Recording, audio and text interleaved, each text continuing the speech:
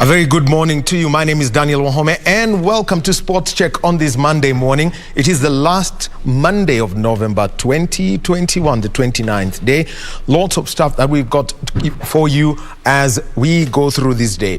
First, remember that today there is going to be a pass-out parade, and this is at the National Police Service, a campus at Embakasi, and this is going to be presided over by President Uhuru Kenyatta. That is going to be a live event coming from Embakasi. John Jacob Curie is our reporter there, so he's going to keep us appraised on that, and you can watch as the recruits who've been training at Embakasi complete their course and are now commissioned to become police officers and do their duty to the public.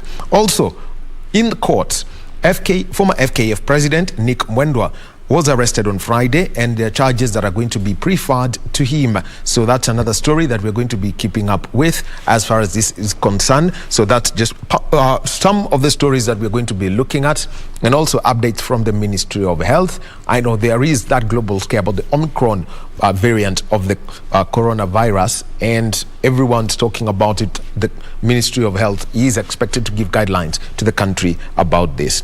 Plus also conversations here in studio about boxing. You can see that already we have got the gloves here. This is the one sport that nobody plays, so we've got the gloves and find out how do the boxers, work around with this. At the same time, they're meant to make the effect of the punches, and especially from the knuckles, less. But still, we see people getting cut up, people bleeding, people getting knocked out by the force of that. Secondly, we shall be having a conversation about Kenya 15s. That's Paul Odera, coach of the Simbas. They were in South Africa. They played 4 matches, different results. But at the end of it all, what are the learning lessons for Team Kenya when it comes to 15s rugby? Plus, Jeffrey Kamworor, we expect to link up with him from Eldoret, where he's preparing to go for the Valencia Marathon. Takes place on Sunday. He travels tomorrow. And obviously, a review of what's been happening in the world of football, the CAF Confederation Cup, decisions that have been made by the Confederation of African Football. That's part of the things that we shall be talking about. So there you have it. And right now, let's get straight into our first conversation. And this one is about boxing, because this weekend we have a series of fights. They have been dubbed the grudge match. Why call it a grudge match? They say it's a sport, but the build-up to it is always wild. And then after the boxers fight, what you do is you see them, give them a hug. The organizers of these fights are big-time promotions, and we've got the CEO, Christopher Murithi. Christopher, welcome to KBC Channel 1. Thank you. And first, this is professional boxing. Yes. And the first thing we'd like to do is just to give the proper context of it as compared to amateur boxing, where we draw that line. Yeah, so thank you for hosting me. Mm-hmm. Well, amateur boxing, you normally train as hard, but represent your country. As of the professional boxing, yes, as much as you're representing your country, it's also business for you. Yeah, you tend to sign a check. At the end of the day, there's a payday. Yeah. Now, let's look at the professional boxing scene in Kenya as we speak. We know the pandemic disrupted a lot of it. But how was it before? Because I think the last proper huge fight everyone was talking about was involving Fatma Zarika. How was it going into March of 2020? Well, the boxers never put their gloves down. Mm-hmm. They were still training hard. Respect to all the boxers. Once you're a champion, always a champion. Once you're an athlete, you'll always do what you need to do. They kept in shape, and hence now the president, once he called off the curfew and everything else, it was upon us as promoters to come back in and, bring in the boxers, have an event. And yeah, we have the grudge match, which was there for a while. It's a rematch. Not only a rematch, but now we find a resolution with a title on the line. Well, we'll be coming to that, the specifics of the cards that you've got lined up on Saturday. The next thing is, for you as the promoters, what's been that relationship with the Kenya Professional Boxing Commission to ensure that now the sport, pro boxing, because these are boxers who rely 100% on earnings from the ring, is active and we can see fights frequently? Yeah. We have been working with the Kenya Professional Boxing Commission in, first of all, also sensitizing the boxers and also trying to encourage the tunaita wadhamini, the sponsors. Yeah. They make it happen, and we would really like them to come on board and make this happen. There's always value to give back through the sport of boxing, and that's the major thing. We have lots of talent and ready champions, not only George Onyango, but we also have Sarah Achieng, who won a title just like a month ago. We still have Zarika and George Onyango, George Otieno.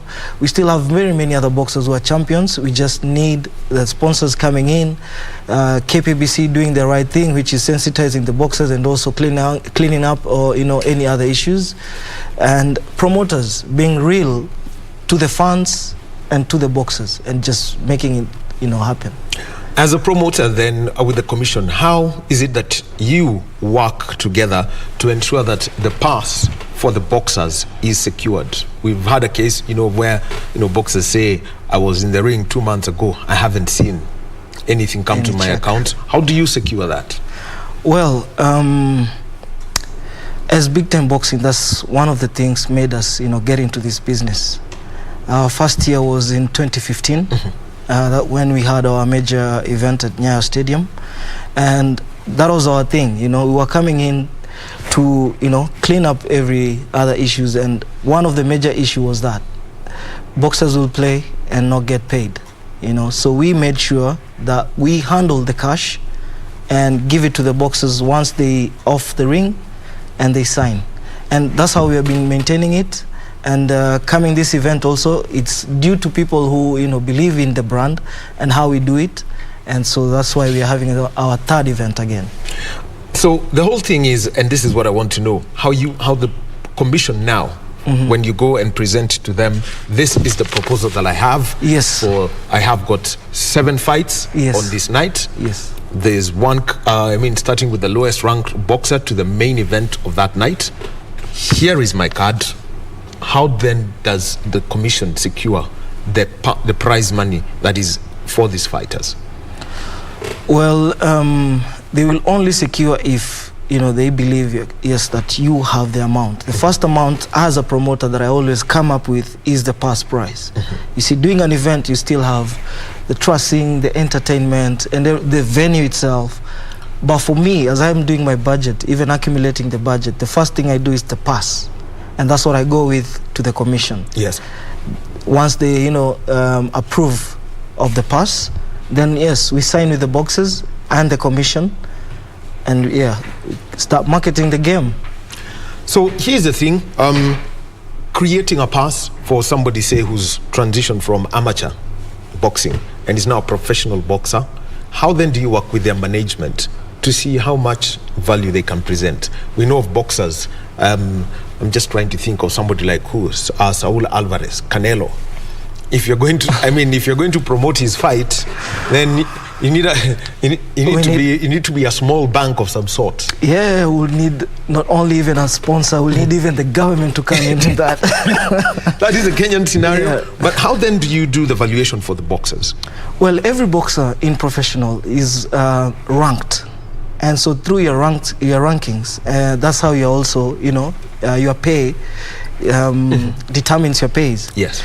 And so with the debuts, as you're asking, the debuts, of course, now their price will be down.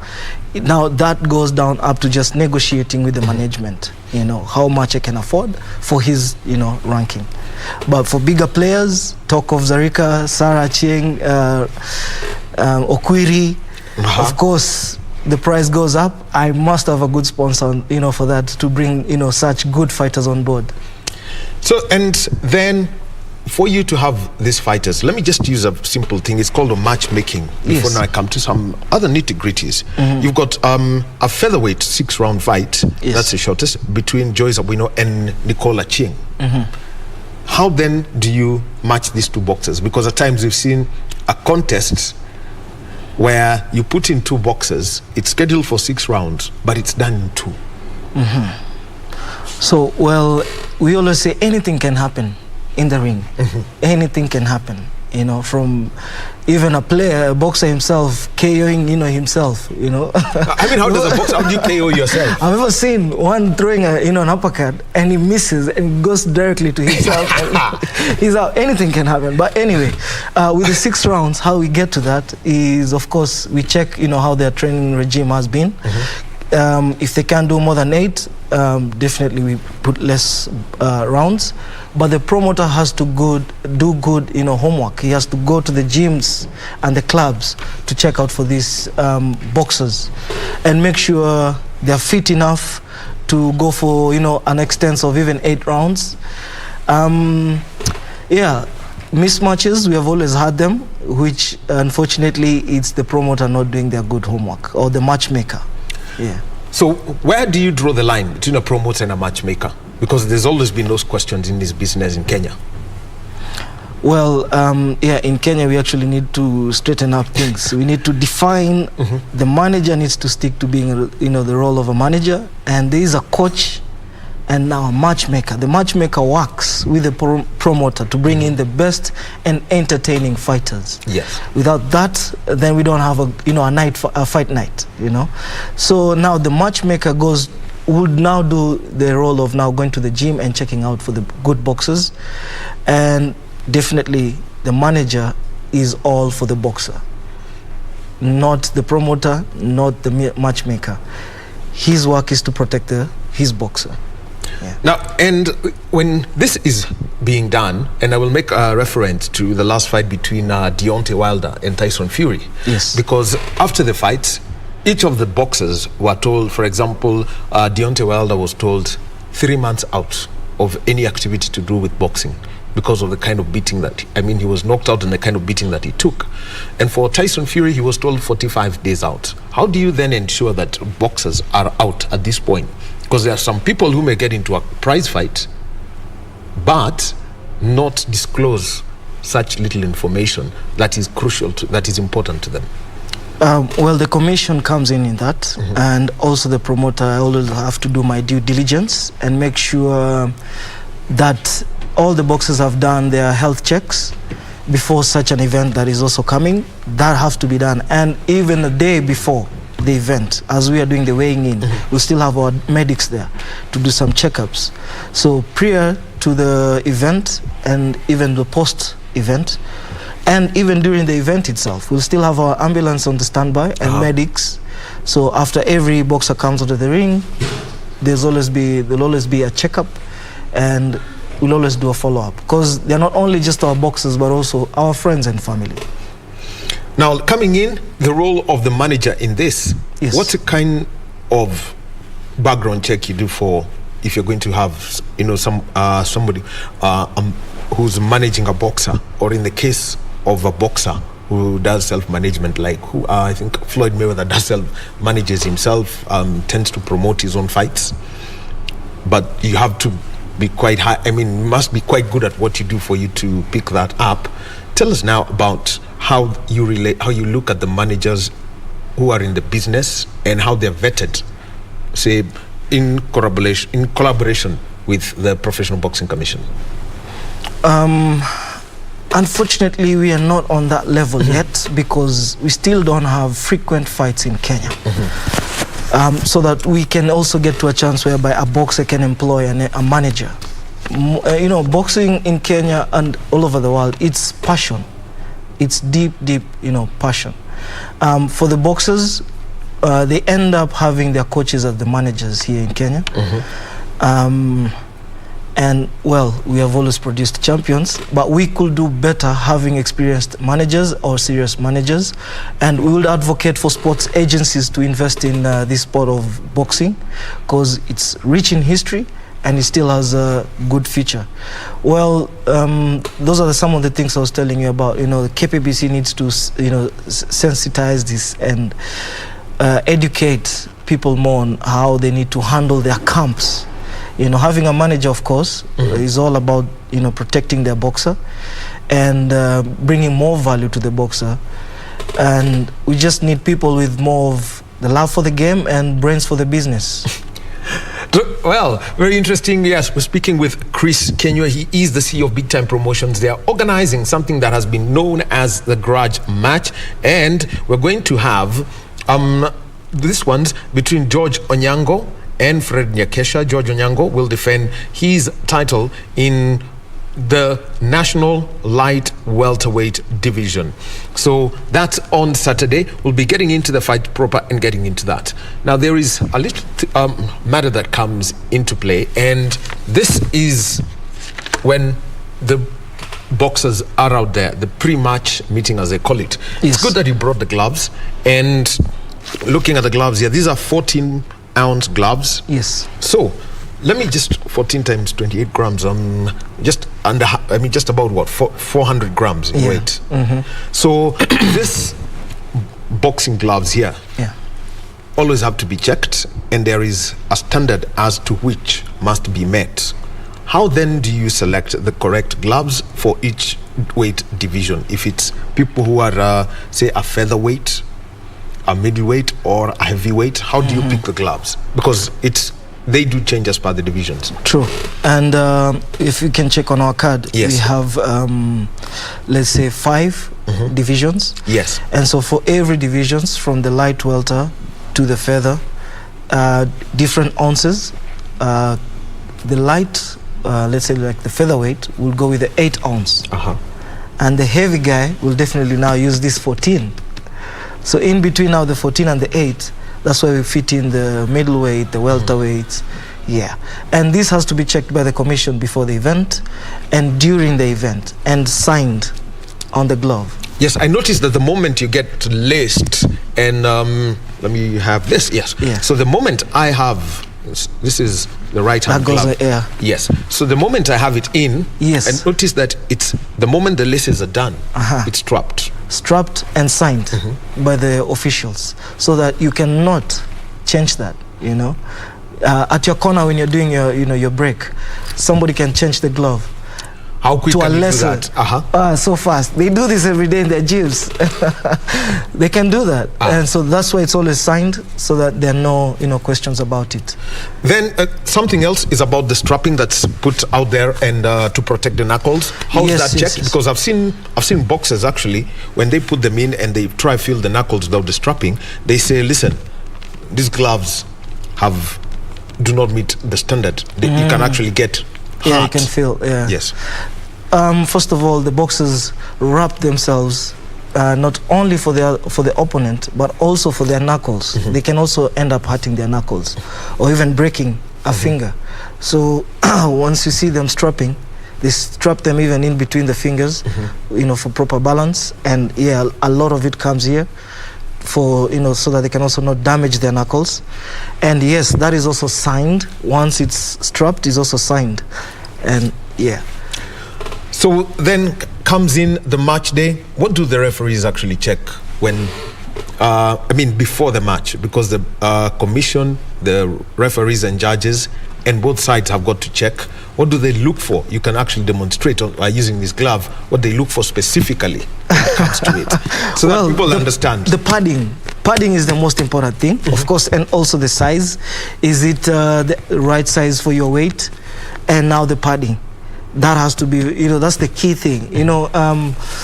Way back, when boxing was, just another sport, they used to use gloves that had less padding, and it used to make so much damage on boxers, both cuts and just, head damage. But now, with time, this has been improved. And now, being in the modern days, we have proper, gloves with the right kind of, padding. The rest is up to the boxer. Protect yourself at all times, and that is part of the protective gear. There is one that they have when they got the trunks, or what we call the shorts, the one that protects, around the tummy, and that. Describe that and its function. Well, unfortunately, some of the boxers go below the belt, and that's of course that hurts. No, ideally, if I was a referee or a judge, and you go below the belt, I won't even warn you. I'll just point to every judge, the 3 judges, and have that point deducted. And that way they can't do it. These days, at times it's soft these days. At times ni kibahati mbaya, as we say it, you know. But iyo kibahati mbaya, when it's coming, at least you're protected. You see. So that's the main purpose of the thing, you know, to protect yourself.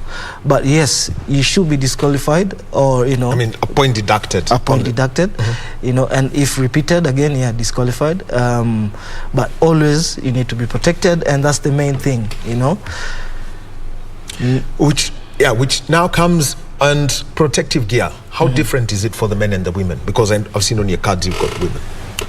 It's the same. It's the same. As they say, they ask for the equality.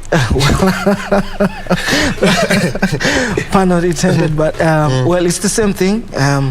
They still have their protective gear down on the trunks, and also the gloves. But we don't have the headgear.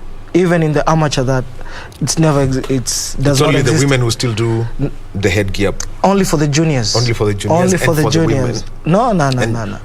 Both men and women, juniors, they will use it. But once you come to semi-pro and pro, there are no even headgears.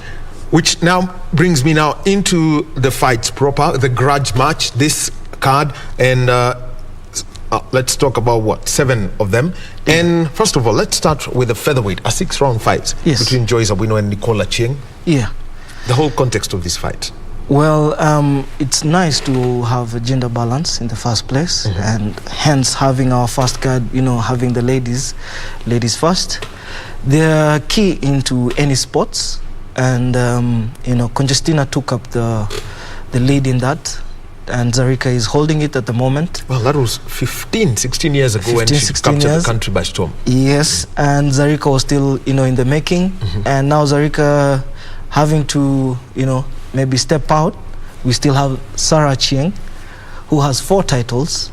I'll be coming to Sarah later. Yeah. Okay, yep. Let's start. Joyce Awino and Nicola Chieng.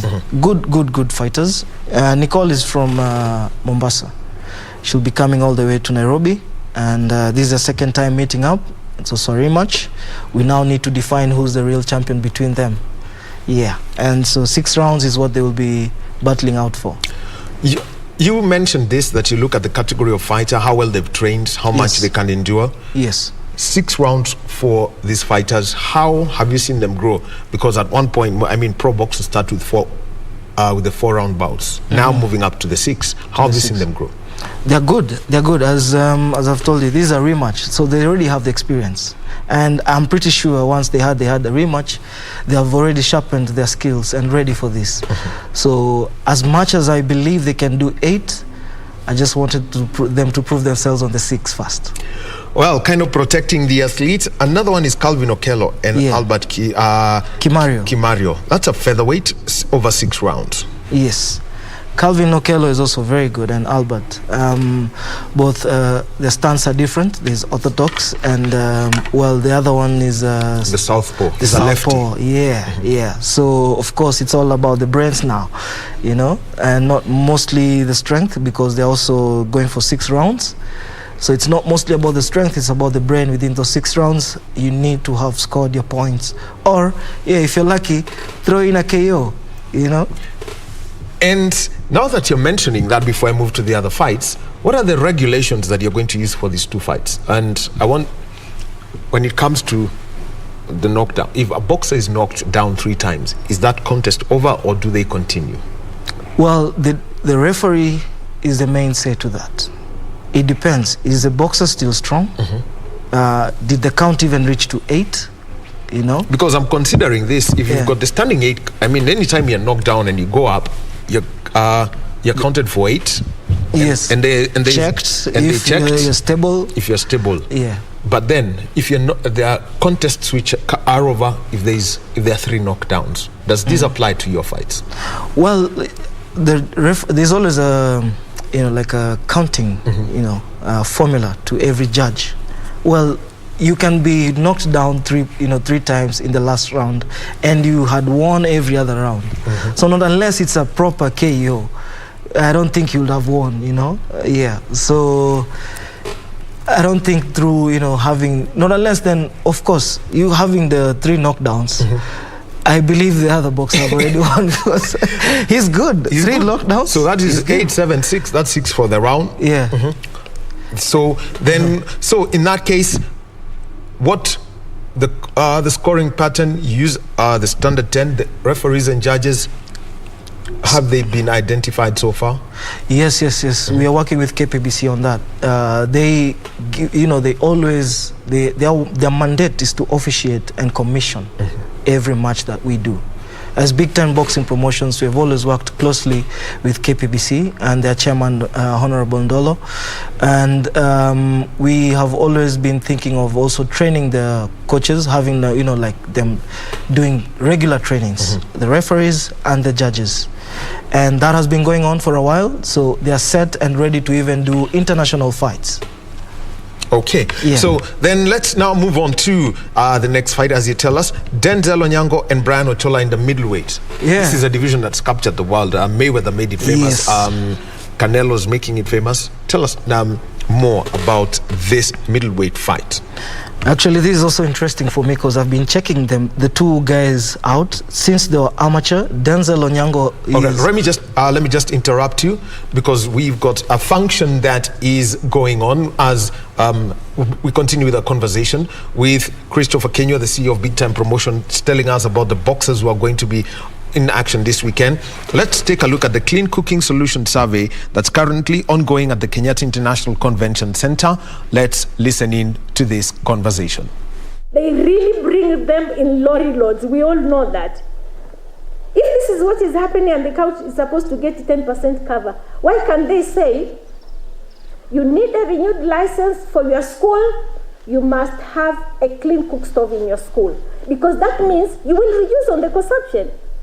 It is as simple as that. Or even the Ministry of Education, every institution in Kenya is under the Ministry of Education. They can also not request, it's an order from the government of Kenya. Every school must have a clean cook stove. Is that very hard? I don't think so. It is something which can be done.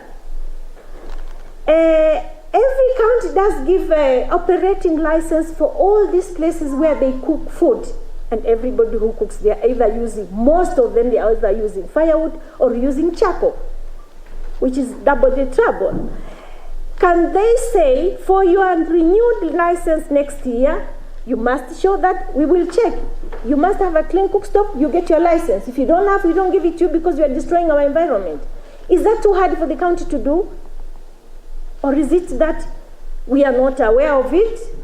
It is something very small, really, very small. But can you imagine the consequence of that? If you quantify the amount of firewood, all the cooking places consuming in a county, it is hectares and hectares of firewood which must be, forest which must be cut to get the firewood to cook for 1 month for these places. For a year, it's a lot of trees cutting down. And there are a lot of things. What I want to say here is also, if there's anybody, a ministry, a sector, a county, which wants to act in this space, and you really, maybe people are not aware of what they could potentially do, please come to us. CCK is here. CCK is hosting all the players in the sector. We can support you. We can give you all the technical advice. But we don't have the money to implement. If you have the money to implement, come to us. We'll give you all the necessary technical support. And one message I would just like to again give to all of us and whoever will be listening here is, I said in the beginning, the government of Kenya has made an energy commitment to have energy access for Kenyans by 2028. We may not have all the answers as we sit here, but whoever has, first it is important we get to know what is this energy compact about. I don't know if everybody is aware of it. Maybe we can request the Minister of Energy to share this energy commitment with CCAK, and let CCAK take time to share it around. Share it with the county, with the players, with the members and whoever else is requesting, so that people get to understand what commitment has the Kenyan government made towards this energy compact, and have a look, have a read, understand, and share with us, share with the CCAK, share with the Ministry of Energy, what contribution can you bring? Because this energy commitment, something must be done. We must report, we must show progress. How are we reaching every Kenyan by 2028 with clean cooking solution? My appeal to everybody where we are through our different institutions, we can do something about this topic. And really, let this be, I wouldn't say the start, but put more effort, more energy, more commitment into moving this sector forward. It's been too long we are talking and nothing is coming out. Let us make this really the beginning of a different action, different speed to get different results. Thank you very much.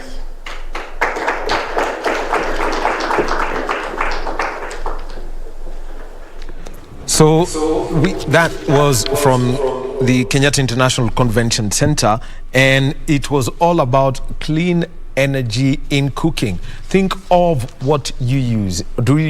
Can you use an electric cooker, for example, that runs on solar? Can you use what you call biogas? What are the alternatives to charcoal and other fossil-based fuels? So that's the conversation that is there. Think of the institutions, if it is the schools, if it is the hospitals, how do they cook using clean energy? Carol Wairimu is the one who's going to be with that, and Caroline Jenga, she's the one who's going to be giving us that report about the solutions that have been put forward for clean energy when it comes to cooking. And remember, it's only barely a month since the entire world was in Scotland speaking about climate change. How does our cooking increase the carbon levels in the skies? How do we keep them low such that we avoid the problem that is global warming? We continue with our conversation on Sportscheck. We were talking about boxing and fight cards that are on this weekend. The big one is known as the grudge match, and it's all about professional boxing. For the men, they fight bare-chested. That's all I will say. Don't ask any further questions about that. And we are with Christopher Kenyo, who is the CEO of Big Time Promotions, the people who are organizing these fights. And within these, our sign language interpreter is Susan Thuku. So, Chris, yes. I was coming to you and we were talking about the middleweight fight. And this is between Denzel Onyango and Bryan Ochola. This is a division that's exciting. Floyd Mayweather fought in that. Saul Canelo or Alvarez is in that division too. What makes this division now the exciting one, while we all grew up knowing, well, the heavyweights are the ones who count, Ali, Tyson, and now we've got Joshua and Fury and Wilder. Yeah. This is also an exciting match for me. You know, I'll have to watch it. As a promoter that day, I'll have to sit down and watch this fight. I've been watching Denzel Onyango from his amateur days and also Bryan Ochola. And they're good boxers, they're entertaining boxers. And so having to match them up, it was an honor as Big Time Boxing Promotions, because believe me, Denzel and Bryan Ochola are the future of boxing in Kenya. You know, they're champions in the making. As I told you, entertaining fighters. Don't miss the fight. Well, let me ask, how do you get entertained by people who want to change, you know, the facial structure of each other? But there's something I've asked. What makes the middleweight division exciting today as compared to the heavyweight days when we had Evander Holyfield, Mike Tyson, you know, ruling that weight, and everyone interested in keeping up with that? I think it's always a phase. There are many other boxers who are in training as we speak and coming up. Right now, you know, our champions are Sarah Cheng and Okuri. Okuri is also a middleweight, went to the welterweight. It's always a phase whereby whoever is good enough brings up that division up. At the moment, middleweight makes it even nice, because at least they can make, they're fluent. Boxing is a sport of science, and that's why it now makes it exciting and entertaining. If whoever brings out that science, then makes the fans go on their feet. Well, let's find out from the grudge match who's going to have the science. And then one interesting women's fight here, Jane Kavulani. And this is in the welterweight division. For Jane Kavulani, she's been in the business for some time, and Consolata Mushangi. This one should stand out, and I will straight ask. Yes. Is it at risk of being a mismatch in favor of Jane Kavulani? Not at all, because at the end of the day, we'll still check their weights. We'll still check their weights, that they are at par. And at the end of the day, they fought a month ago, and so this is also a rematch. They had a controversial draw. They had a controversial draw. So we are here to set things straight. Let's get to know who's the champion, and we move on now to other things. Yeah, whoever now wins, we bring in an opponent from the East Africa. So looks like, yes, this is somebody who's moving up for. This is in essence an eliminator for the East African Championship. Yes, it is. Yes, it is. We still have guys who are also asking to come in from Uganda, Tanzania. So we want to create that space, but we need to know who's the leading here in Kenya first, so that we bring in any other opponent. Yeah. Now let's move on to another one. Nicholas Otieno, he's known as Kanyankole. He's one of Kenya's top pro boxers in the lightweight division against Joshua Osotsi. Nick's decision now to move up weight, what's the whole story about Nick at the moment? Nick is a veteran. He can go down, go up. He knows himself. He has enough experience. Been playing in the game, since amateur to now pro. Now this is strength versus experience. Osotsi brings the energy that he has. He's way younger than Nick. Yeah. But Nick brings in the experience. So Nick is fit enough to go up the weight, and he's willing to prove. So about the age. Well, at times they say I've been told that if you've got a young snake and an old snake, the young snake will release all the venom. The old snake will release just enough to paralyze the prey. Now we've got a super welterweight fight over 8 rounds. Daniel Olwoch against Kennedy Opio. Yeah, also a good fight. Very good fight. Daniel Olwoch, still a very experienced fighter, and also Kennedy. They have been doing the pro for a while, almost now 6 games in the making. Well, now from this also we determine now who's going to take up maybe the national title, and after that we bring down an opponent.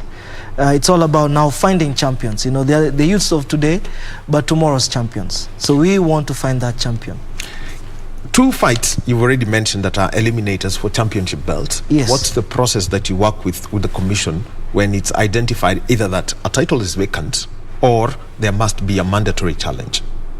Well, you have to get to that rank first. You must have at least a good record, enough wins, and convincingly. We can't take you to bigger fights, more experienced fighters. Of course, that will also maybe destroy your career. So the office also protects the boxer. Make sure whoever is going to fight, they are at par, and also he's fit enough and the record is good enough. Everything has to be checked through the box rec. We have a site called the box rec. You cannot lie. The rankings are there. Well, he mentioned about box rec, and I wanted to bring out this information. For box rec to accept this fight that you have given data about, one of the things they ask for is a video. How do you intend to capture this and not pick, not do the cell phone thing and show that people who are there could have been just some shadow boxing? How do you capture this? How do you have this captured appropriately? Such that boxer can review the fight and accept the results? We'll definitely live stream on our Facebook page, YouTube page, through Big Time Boxing Promotions. So wherever they are, the officials can still watch. We'll still also, send them invites. But we're also hoping to have a national broadcaster for the night to, stream to the... You bring it. Yeah, it will be lovely. It will be lovely to have KBC on board to, stream it live to the nation. I remember when I was young, my first love for boxing, my mom used to wake me up at 5 a.m.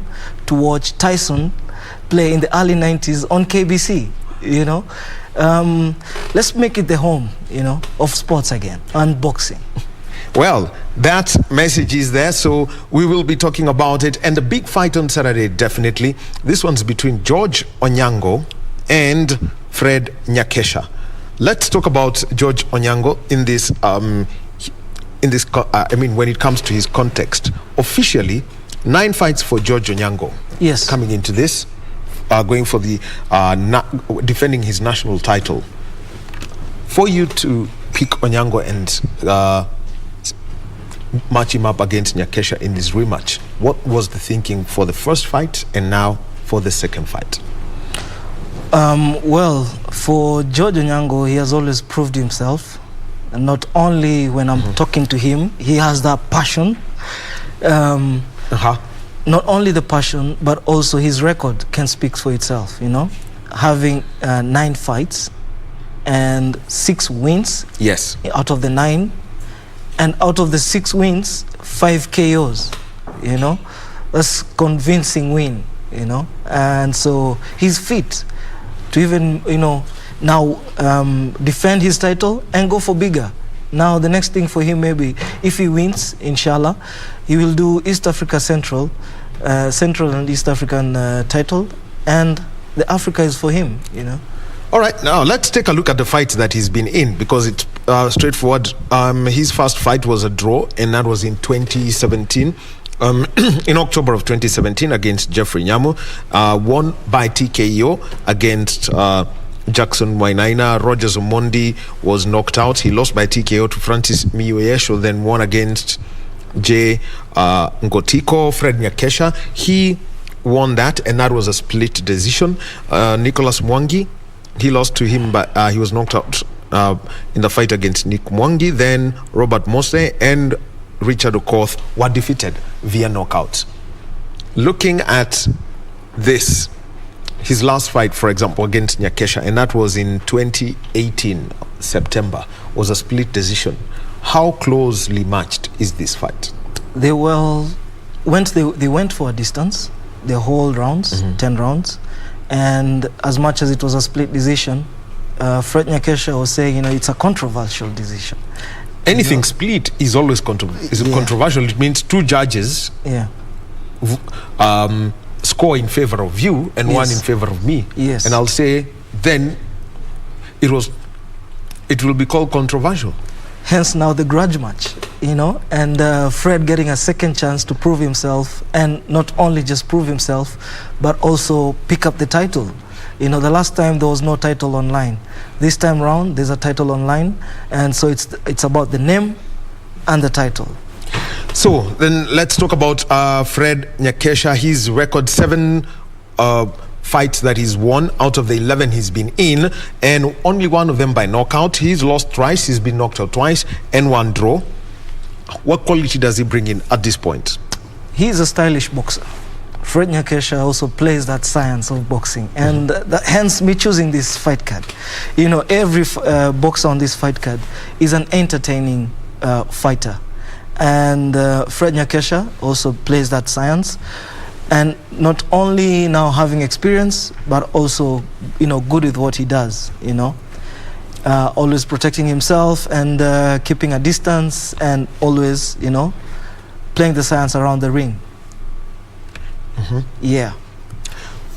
Overall, well, as we've been having this conversation, we're receiving some feedback, and this is an interesting one, and it's from Turkana County.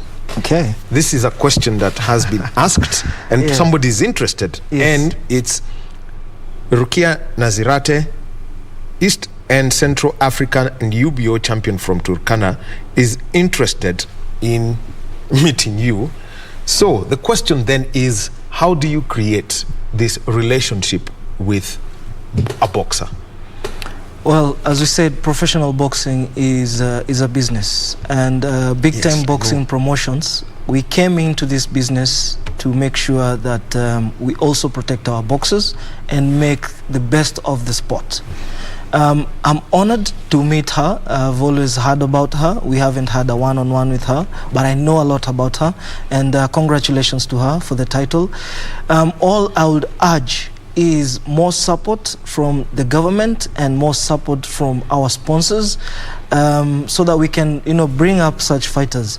As we talked of, the pass goes higher if you have a title. So Okwiri also wanted to be on this fight. Sarah also wanted to. Okwiri was in a fight in Tanzania just a few days ago. That was 2 months ago. Yeah, 2 months. Less than 6 weeks to be precise. Yes. As long as you're ready, as long as you're good and fit, and not only physically, also medically, you're good. We sign and ready. As much as if I can raise the price, that's why I'm asking kindly all the brands who are out there, willing to coming in the sport and get some value out of it. Wamekaribishwa sana. And so then it means something else, that how you reach out and communicate to the people. This is probably just one of the platforms that are there, but how do you keep people engaged when it comes to pro boxing? When it comes to pro boxing, the biggest damage we have down there is equipments. So I've always tried sourcing out equipments from well-wishers and partners, mostly from Bryan from Denmark. He used to be a former boxer, now just a coach, but he has supported boxing in Kenya in a major way, in Mombasa especially, and now I'm bringing him, pole pole in Nairobi, because also we have champions on this side who really need help in terms of being equipped, from as less as the gloves to a mouth guard to the gyms. The gyms and the clubs down there are also not very well equipped. So the major thing we are trying to do is just equip them. Yeah. And talking about the gyms now here, how different is an amateur boxing coach from a pro boxing coach? Where do you draw where do you pick the thinking line between the two? There's a very thin line, I'll say, amateur and pro at this point. The mission is what is it's different. Well, amateur, you're just representing your country and your name, and also building up the foundation. But for pro boxing, you already have the foundation ready. It's up to you now to get into that business. Pro boxing is business. That's why we have the Mayweather breaking records. Because he took the sports of boxing serious, and we thank him because he brought back the name. The other thing is reaching out to different parts of the country. I can count the number of fights that have been outside Nairobi, professional fights. How then do you work, say, for example, in Kisumu? I know they would love to watch the boxing, the pro boxing fights there, in Mombasa, and also in Nakuru, which has for a long time been considered a good base for boxers. How are you reaching out to these places? Yeah, as I was starting up big time boxing, I made sure I went down to every other county, the ones that you've mentioned, from Nakuru, Kakamega, Kisumu, Mombasa, and of course I visited lots of clubs in Nairobi. The thing is, as big time boxing promotions, it's our dream to take boxing out of the county. It's in the pipeline. If we have good sponsors and brands on board, we'll definitely love to take matches to Mombasa. Mombasa love combat sports. Kisumu, the same thing, they love combat sports.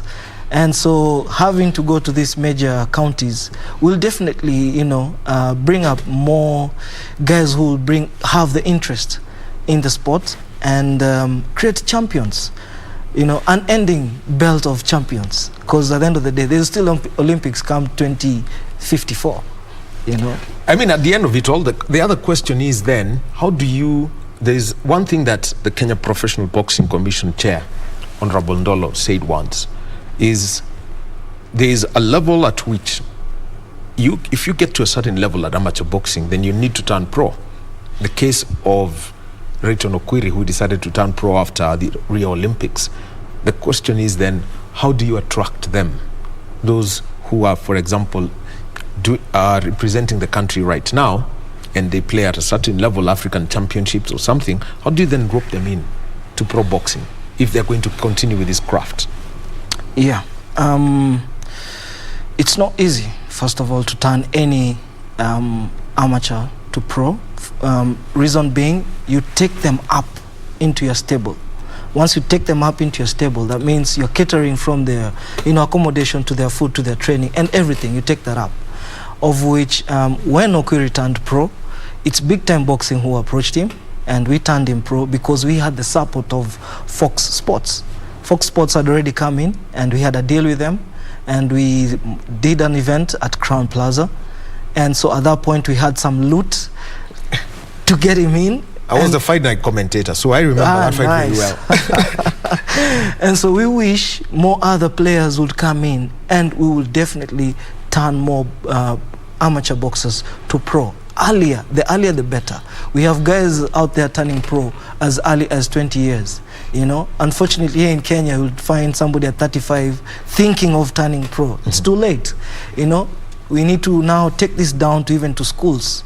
Let them train as young as from 10 years, and by the time they are doing 10 years in the game, they're turning pro at 20, So, and which now, something's captured me. Rayton Okwiri is not your ordinary boxer. We know he's got his employer, the National Prison Service. Yes. But you mentioned about taking up a boxer and making sure that you're now the guardian of this person. Yes. What's the process of someone now getting you announce I'm turning pro, getting accepted by the commission, and being picked up by a management team, and getting their debut fight? That journey that's there, yeah. Tell us about it. First of all, for you to even get there, that means you had a good record at your amateur level. For people to even get to notice you, that means you had a good foundation on the amateur level. We as much as I'm representing professional, we all love boxing, and I go for amateur events and competitions, and get to see these young guys growing up, and identifying them. So Rayton Okwiri, as an example, would approach the commission. And of course, the commission will have to license him after doing the medical checkup and the fitness checkup. And after that, he would look for a stable. Would he want to work with Big Time Boxing or any other promoter in the country, and get under that stable and sign? That is the mandate. You have to sign. Commit, and it's a journey. Now you end up making that journey into your professional career. May it be a long term or a short term, they have to take care of their needs, home needs, gym needs, even mental, And a stable is not only just a stable, but it becomes into more of a family, goes from being friends to a family. So you take care of the boxer, as one of of yourself. If somebody joins a stable, then the question that comes in: how do you select there's a matter of selecting coaches. We've seen boxers switch coaches. How then do you pick these coaches for the boxers? Still have to go to the ground. Get your best coach. You need the best coach on your corner for your best boxers. Everything that is good ends up being the best. And so we have also done our homework as Big Time Boxing Promotions, and we have partnered up with a coach called Priest Alfred Analo, the coach to Sarah Cheng. He's really good. He has trained the founder of the Box Girls. Box Girls, who are nominated for the Lauriers Award. Yes. He's good. And he has handled all the champions, all the lady champions you have ever heard of in Kenya. From Congestina to Zarika to now Sarah, and even the future boxers are all coming from him. So I'm honored to work with him, and glad to have him on my corner, and if now we bring in the good boxers as Okwiri and Akina Denzel, I'm happy, because this is bigger than Kenya, to be very honest. Boxing is international. Yes, that I agree. Yeah. I think the last fights we saw here for Sarah Cheng, boxers were from Malawi. from Malawi. And you see, she was ranked very well, Anisha Bashir. And Sarah proving herself, that, she can beat Anisha. She was ranked number 11 in the world. And that is also, that can tell that Coach Priest is doing what, is needed to be done. And he's the gate pass to the international scene. Yeah. Talk about the international scene then. How do you get, for example, fights, getting the opponents for boxers who get to a particular level? In women's boxing, moving up the rankings is easier than you would find, for example, in men's boxing. I wouldn't expect, Rayton as as a middleweight or even as a light middle to, to get into the top 10 that quick, given his late entry into the sport. But there are more opportunities for women boxers as we speak. What are there? You've seen Sarah fight against Anisha Bashir. She's won. What are the opportunities that are there for them? Well, the biggest opportunity is that there are less women boxers. And so with that, at least now they have to fight less people to get to the top. But it's not easy still. It's nothing comes easy. They still have to fight the best of the best out there.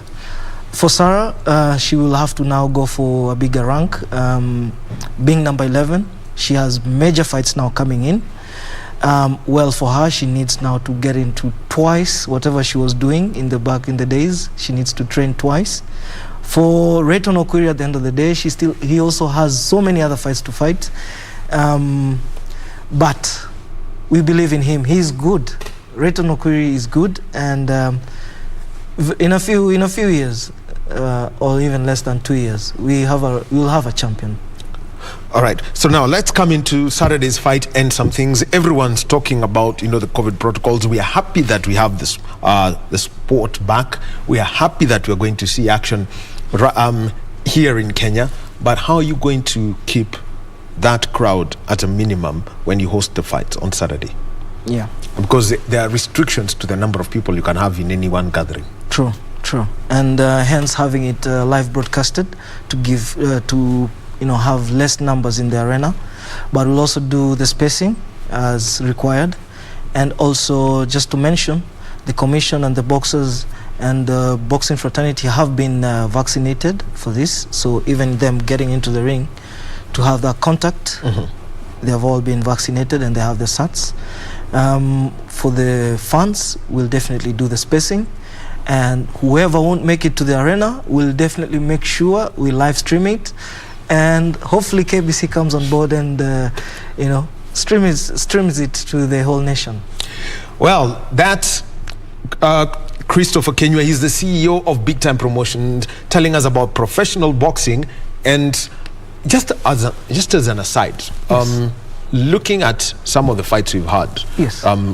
We've had Porter in it over the weekend. We had Lopez and Cambosos Jr. Yes. We also had Canelo Alvarez in action. Yes. The question is, what are you learning from these professional fights that are in the US, how they go about it, and use best practice, not copy and paste? Yes. We can't afford Bob Arum, we can't afford Don King, but what are the things that they're doing that makes us get attracted to these fights all the time?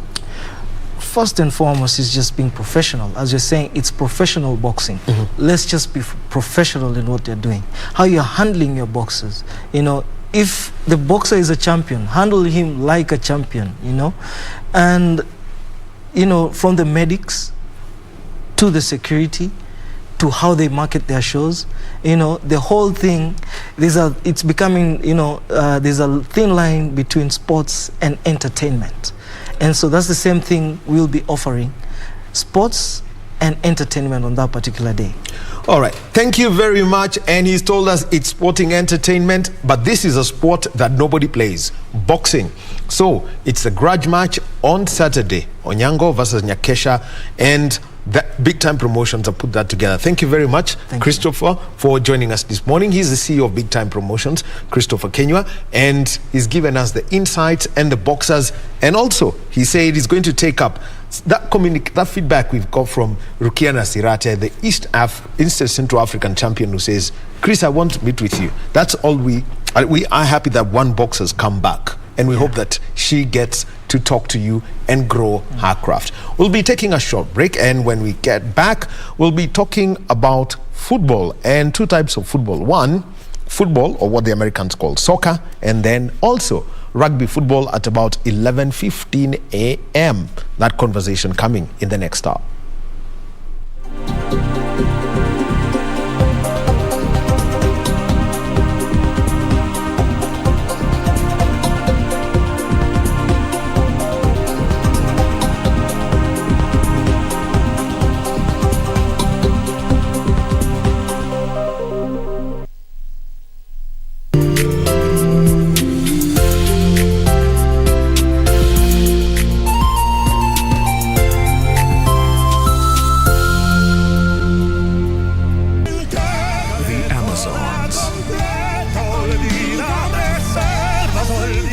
I do need to talk to you. It has to do with something really important, and it's really urgent. What is it? Careful, Connie. Don't you dare trust him. He's just taking advantage of your family. The police are hounding me. They're all over me. Are you serious? Yes, because of this. I'd like to ask you for her hand. I would like to marry Diana. I'm sorry that we're all late today, but... Good afternoon. Abantu ba Mintombo ya More.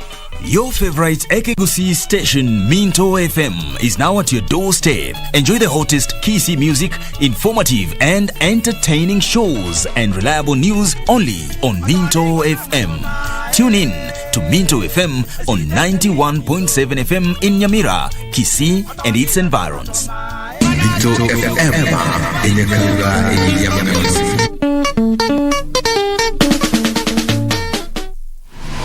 Log on to the KBC website at www.kbc.co.ke to get the latest breaking news, entertainment, sports, politics, lifestyle or business trends from Kenya and around the world. Never miss new episodes from your favorite TV shows, reruns and movies. Just stream online or watch live on your YouTube channel at KBC Channel 1 TV shows. For the day's biggest stories, trustworthy news and family entertainment, log on to KBC Channel 1. Watch what you want anytime, anywhere.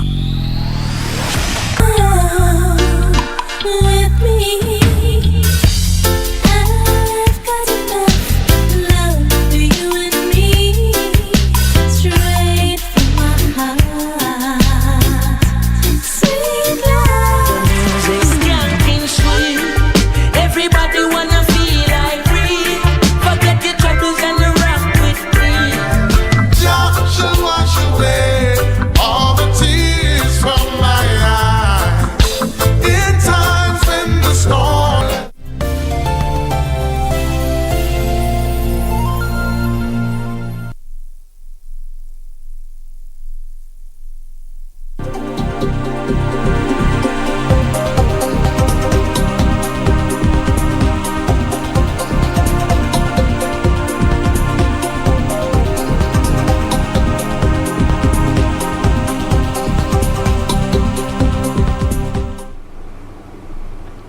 And welcome back to Sportscheck on this Monday morning. It is the 29th day of November 2021. It is a day when we have got the pass out parade of the Administration Police Service recruits. And this is happening at the National Police Service Embakasi College A campus. That's what it's known as. And also speaking, as we continue with this conversation, we've got our sign language interpreter. In this hour, it is Wangeshi. Now, let's get into a conversation around football. We'll be taking a look at the matches that have been played over the weekend in the CAF Confederation Cup. Two teams from Kenya in action in the playoffs. We've got Tusker FC, who are playing against CS Sfaxien of Tunisia. A barren draw played out at the Nyayo National Stadium yesterday.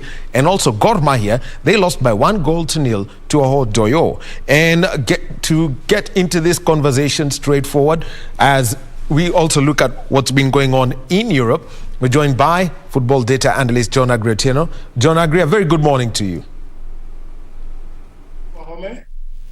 Well, before we get into this, I know the whole of Africa was in conversation on Friday, and this was because of the event at the CAF Extraordinary General Assembly that took place on Friday, and it was about proposals that had to be endorsed. First of all, your outlook on the decision by FIFA to work with Africa when it comes to strengthening referees, knowing that from the last round of qualifiers, there was a question about the refereeing in the match between Ghana and South Africa. The proposal for that CAF FIFA partnership that was actually signed between Gianni Infantino, the president of FIFA, and Patrice Motsepe, the president of CAF. I think first and foremost, we have to realize that African refereeing has had a problem over a period of time, and this has also, made us not have a lot of referees at these international competitions. And again, our standards generally, just like you said, in that past weekend of qualifiers, has also showed that our standards are not up to par. So I think it's a good partnership. It's a good welcome gesture from FIFA to help improve the standard of our refereeing. And is that something that everyone's talking about? They spoke about the Pan-African school game.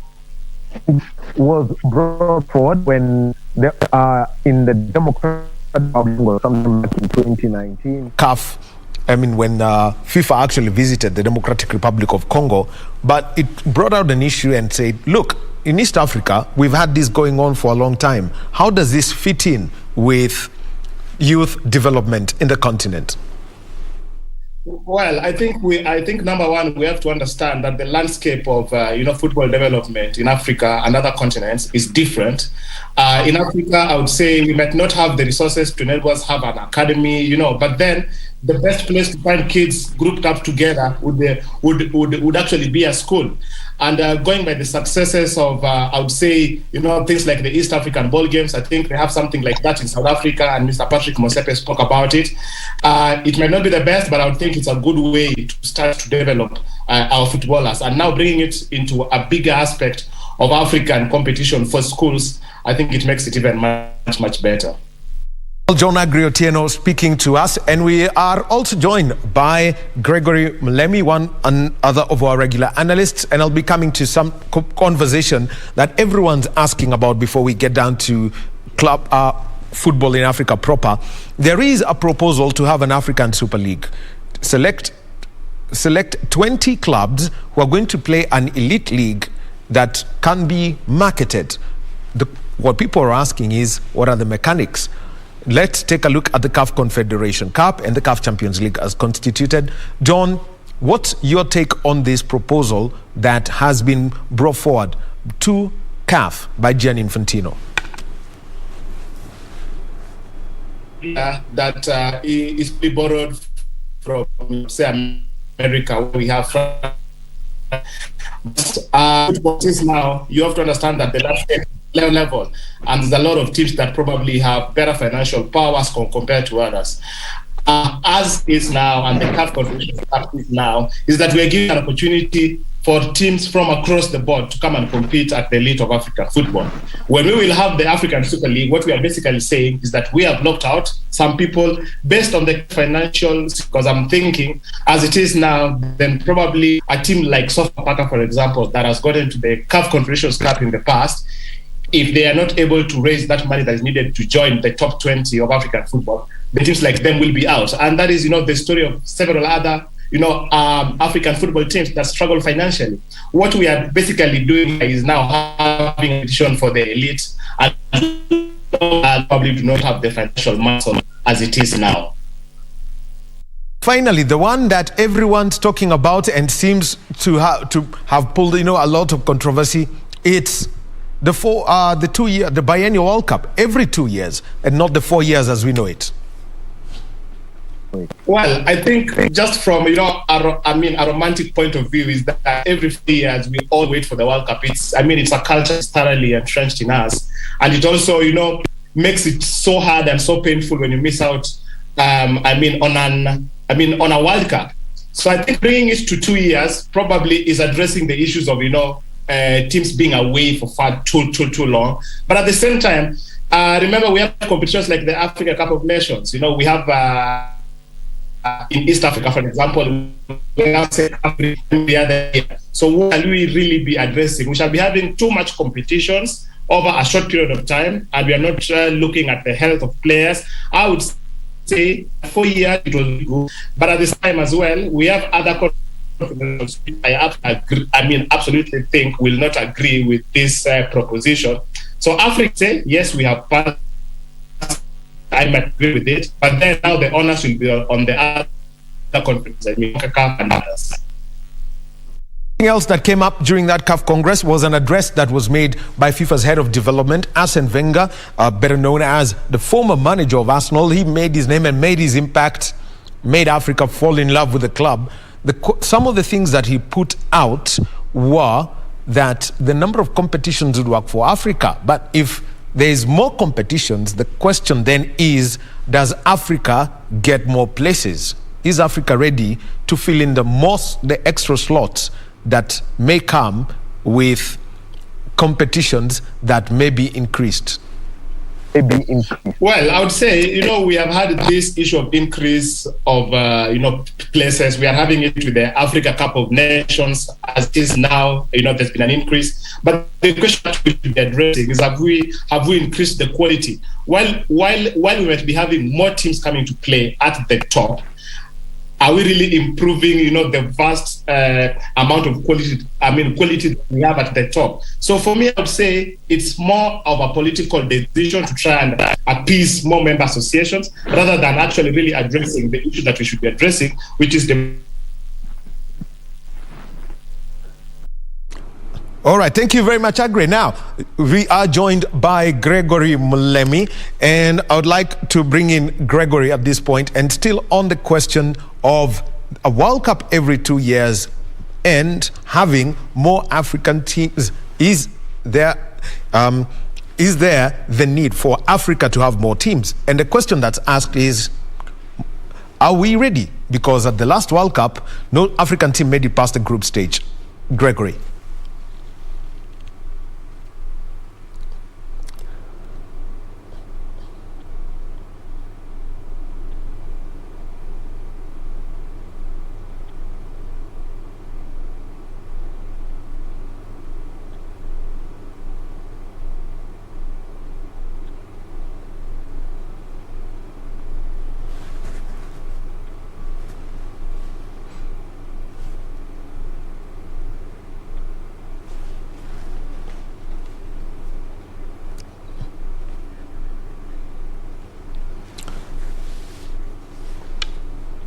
Every 2 years, the idea of the Super League. So too many things coming up. There's also the CHAN competition, which also involves and many players who participate in the Africa Cup of Nations and those who are prospecting to represent their countries in the World Cup.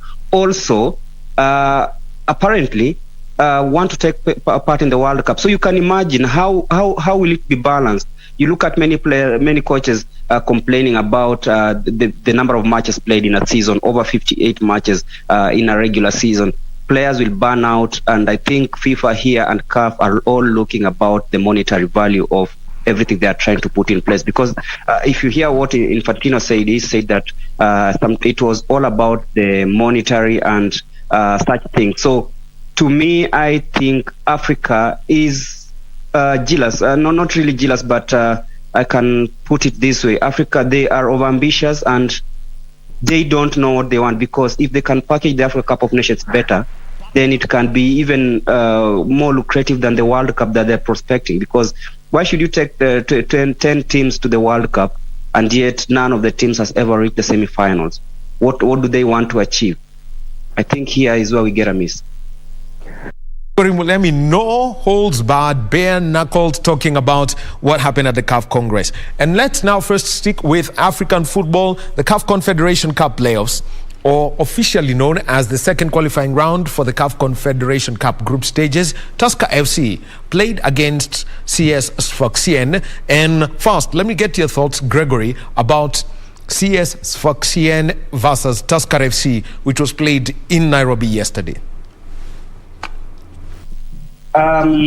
Tusker FC is a team that has experience, an experienced coach, but then nobody expected them to keep a clean sheet yesterday. That's to be honest, because you look at the last time a North African country came visiting, we were walloped. Talk about Zamalek, when they came here, they walloped us properly. That was for 4.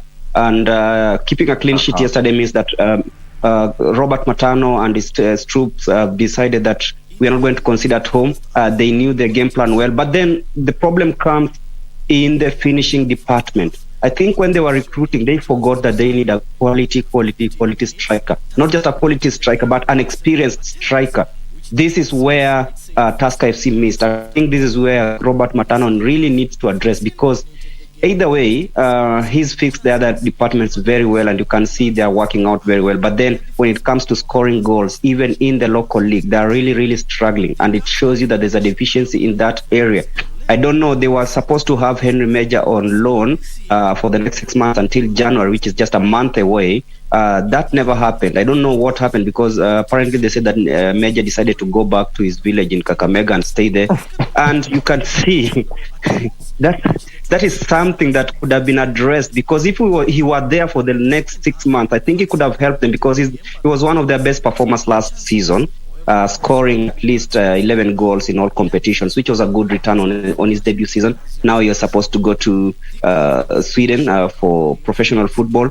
To me, I believe that Matano has to go to the market. Whatever happens in this competition, I think they've proved themselves well, drawing against a Tunisian side in Nairobi under those circumstances, no fans, no nothing. It means a lot. And I think going into the second leg, Tusker will be playing for fun. They know that at least they've gotten a result, and it's very dangerous for the Tunisians, because they'll know that they're playing a side that at home got a confident result. Let me come to you and tell me about what you picked out from the Tusker FC side, and also weigh in on the lack of an out-and-out striker after the departure of Henry Major from Tusker FC, like Gregory has mentioned. I mean, Tusker FC are a team that have a lot of experience, and they have an experienced manager who's been to this level in the past, not just once. But then now, we now have to question again how they go into the market. What is their thought process when they go into the market? Remember, you are competing teams from Algeria who try and get a goal, whether it's at home, whether it's away. And so you have to have an out-and-out striker to try and much better. But that said as well, Tusker FC have struggled even locally in the league to score goals. So that doesn't come as a surprise. But I think a lot of questions will be sent out to that Tusker team that goes out to recruit players. So what are the prospects for Tusker for them? It is a scoring draw minimum or a win against Faxien. Gregory, Agre, I'll start with you, then move to Gregory. I think the prospects look really low. I think we know our history with these teams from North Africa. Unless something, greatly happens away and we get two or just 3 goals, I would say, I think getting 1 and trying to keep it close would be really, really hard. But that said, they kept it 0-0 at home. They can do it away. Gregory?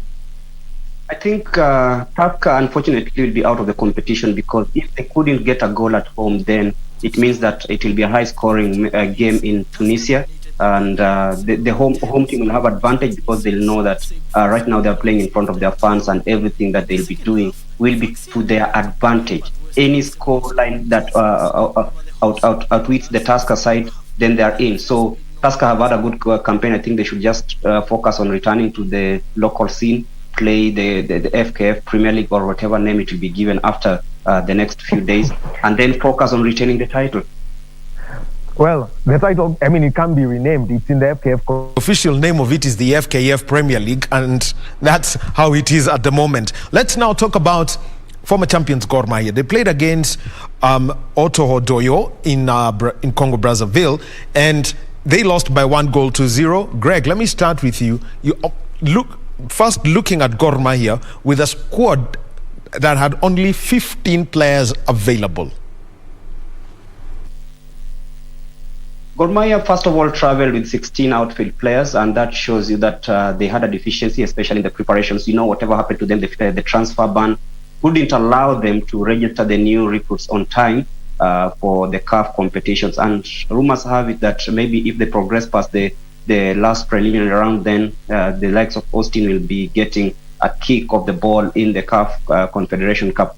But then 1-0 away to Otoho de Oyo, I hope I got that name correct. It's not a bad result, especially with Gor Mahia, who we know they're very experienced and very good when playing at home.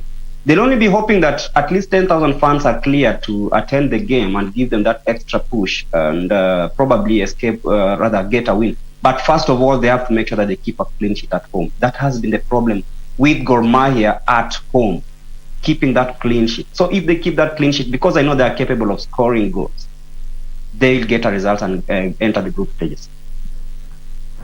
Let me put this one out to you, that we have got Gor Mahia under Mark Harrison. Is there a revival in the way the side is playing as compared to the way they were towards the close of the last season? And can they recover from the 1-0 loss? Yes, they can. They can. They have the capability. They have the... Yes, I know they can. Looking at how they've been playing, I think they got some extra confidence, especially after picking very positive results in the local scene. They've had the best preparations we've seen in ages. We've seen they travel ahead of time. We've seen them at least get whatever they need. The incentives are trickling in. And that's Gor Mahia for you. You know, all these community clubs, when there is money, they give you whatever you wanted. And I believe this has been their push. Now they just need fans in the stadium. They can do it. Agre, your assessment of Gor Mahia under Mark Harrison and the situation they are in, because they have got a thin squad. They cannot sign a player until 2023. What's the way forward for them as they face Otoho Doyo, and that is on Sunday in the return leg of the CAF Confederation Cup playoffs? Well, I think for Gor Mahia, you can see there is, something finally happening there. There's been stability, I would say, and also I think the 2-week break of the league, or rather now I'm going to say it will be 3, has really helped them prepare for this competition. But that said, it's also time now for Gor Mahia, who have always said that they have a youth side, to finally give, the youth a chance. They will not sign players for the next 2 windows, but it does not stop them from having players in their youth setup rise up to the first team. So now it's time for us to finally see how good this youth setup that they have been saying will finally step up to the plate. John Agre, thank you. And now, Agre, one question for you. Can Gor get past Otoho and we can get to watch Wednesday night football and Sunday night football again in Kenya? I actually think they can. I've been looking at Oto's result. The last time they actually managed to get a point away from home in either the CAF Champions League or CAF Confederations Cup was as far as 2018. All other games they have lost. So going by just that one fact is that I really do not see them winning here at home. Gor Mahia stood tall until the 82nd minute when they conceded. That just shows you, just how well they did away. That being that is that they need to score, I would say, 2, 3, 4 plus goals here at home. Try and get a goal in the first half. Then I think we'll be speaking, a different thing come the next 2 weeks. Don Agriotieno, and yes, we'll be continuing with this conversation as it happened. And remember, also we'll be having a conversation about rugby in just a short while. But also, let's take a look at what I would call the clubs that Kenyans own. First of all, 2 clubs that Kenyans own. They were playing yesterday. Chelsea and Manchester United ended in a 1-1 draw. Gregory, let me start with you. Your assessment of this Manchester United side ever since Ole Gunnar Solskjaer exited the club.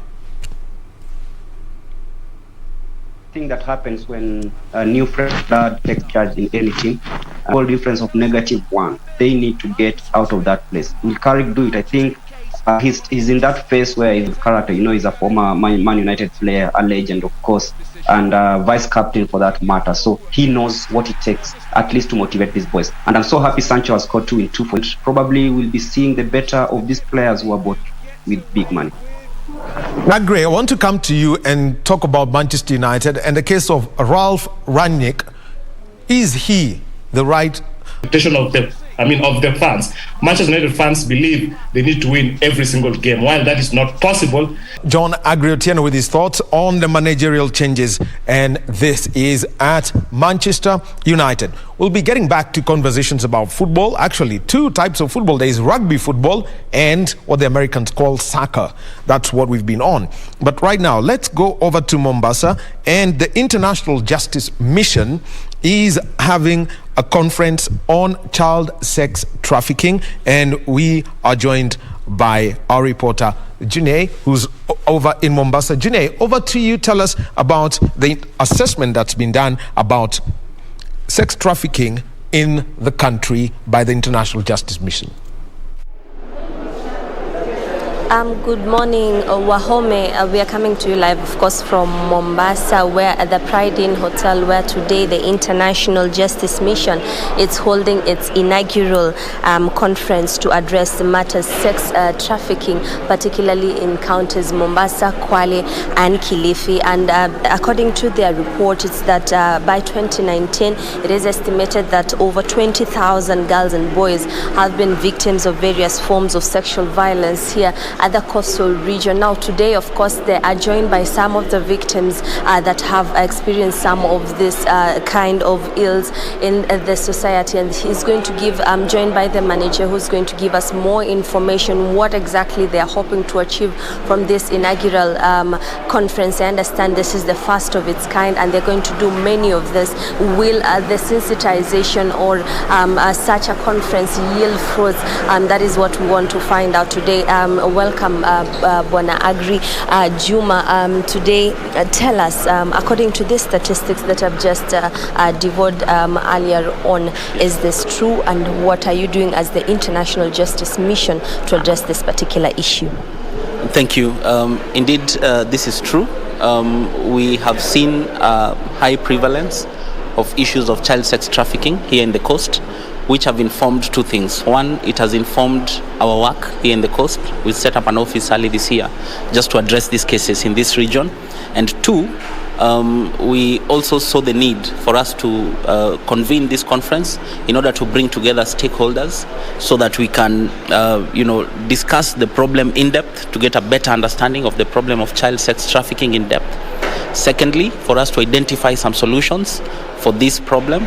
And thirdly, to prioritize on what we need to do urgently for us to address this issue of child sex trafficking here in the coast. What are the numbers looking like? I've mentioned 20, but do you have individual statistics perhaps of this particular counties?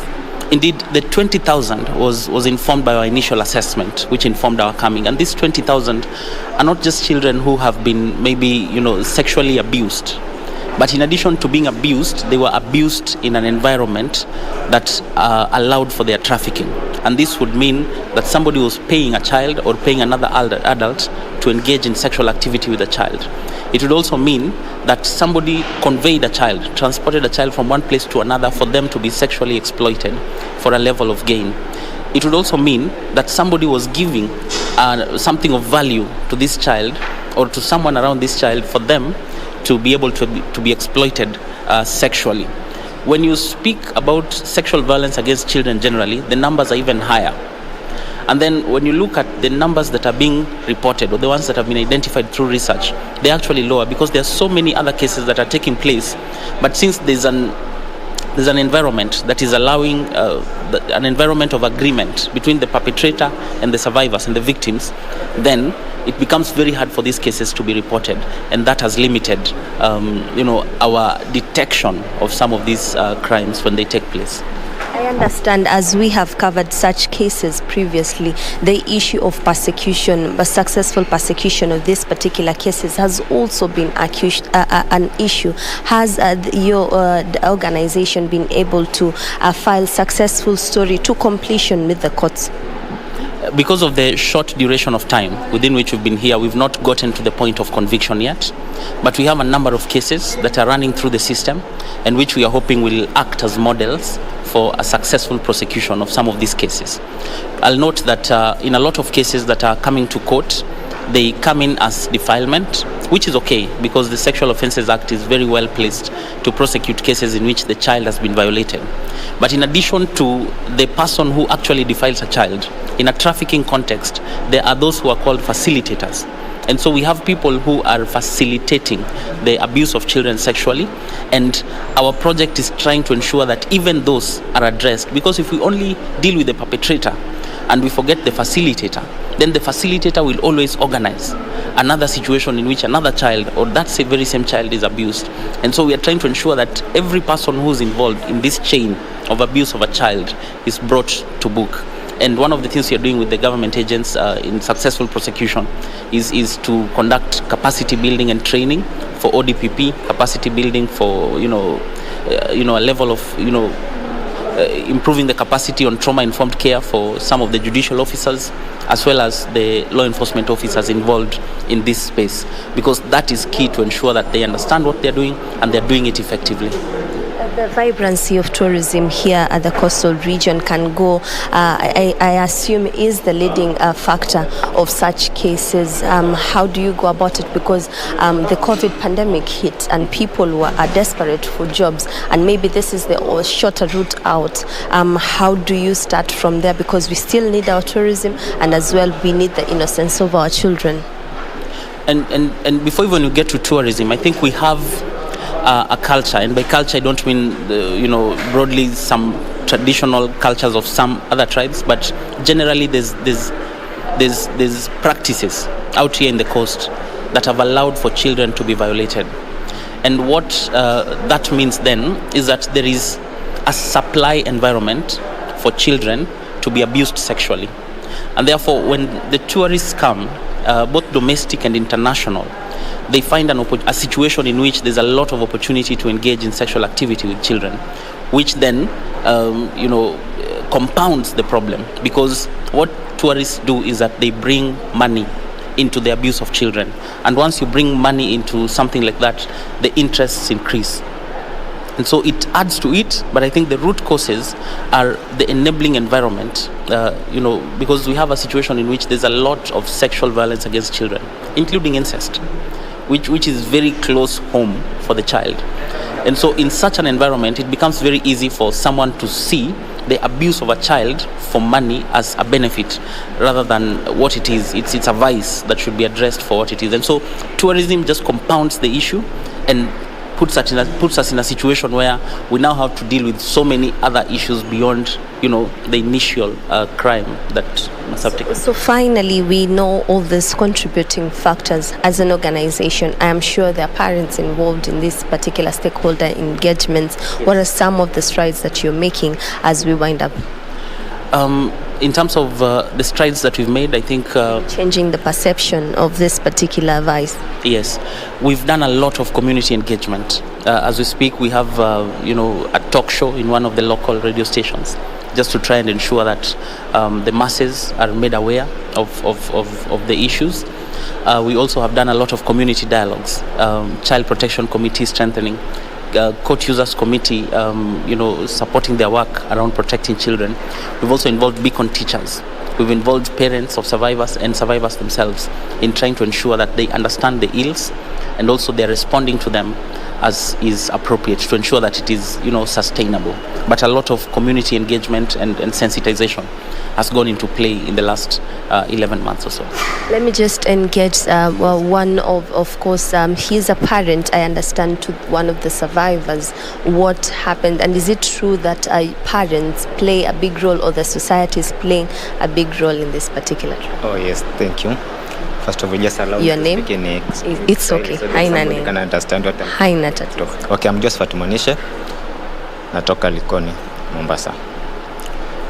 Haya masuala ambayo tunayazungumzia kwa sasa ni masuala ambayo yana kizungumkuti, na lazima tushirikiane wote ili tupate kupigana nayo kuyamaliza. Ni kweli wazazi mumelaumiwa kwamba mnatengeneza mazingira ambayo yanafanya mtoto yule ajihusishe na mambo kama haya, na kama mzazi mweza fanya vipi? Kwa sababu ya muda mweza fanya lipi ili kuondoa maneno kama haya kwenye jamii? Okay, si wazazi wote, Unajua tunapotumia neno wazazi tunajumuisha.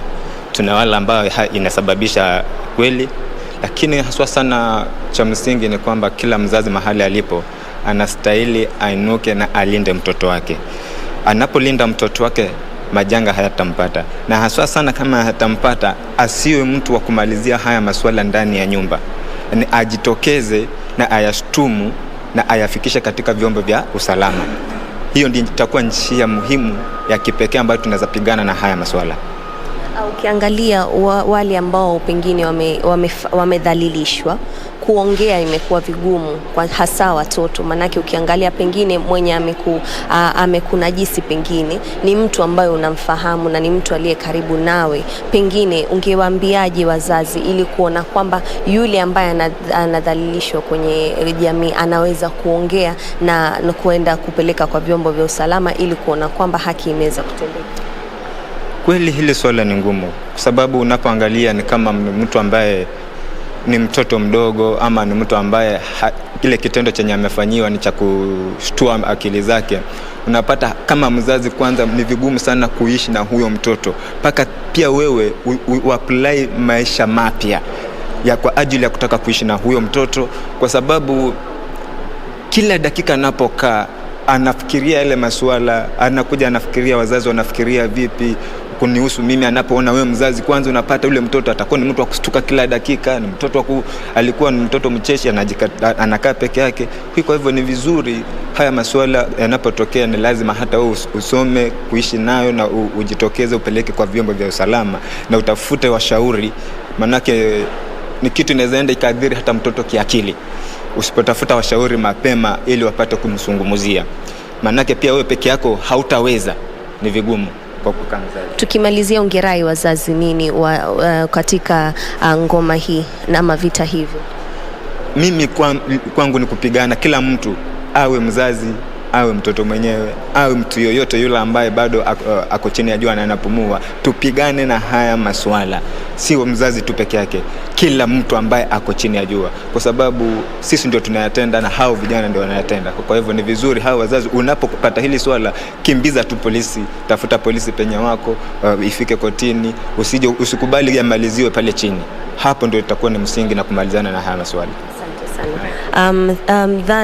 That is one of the parents to one of the survivors who are convening here at the Pride Inn Hotel under the International Justice Mission just to address matters sex trafficking, especially in minors. And now they're saying that they're projecting from the initial report that from 2019 over 20,000 people have fallen prey to the vice of sex trafficking in counties of Mombasa, Kwale and Kilifi. The root of the problem, according to the experts, they say it is about the society. They are providing an enabling environment for these people, for these minors to be defiled. So the change in perception could go a long way in lowering such numbers. We will, of course, give you an update at the top of the hour on this developing story, but I hand it back to you, Daniel Wahome, in studio.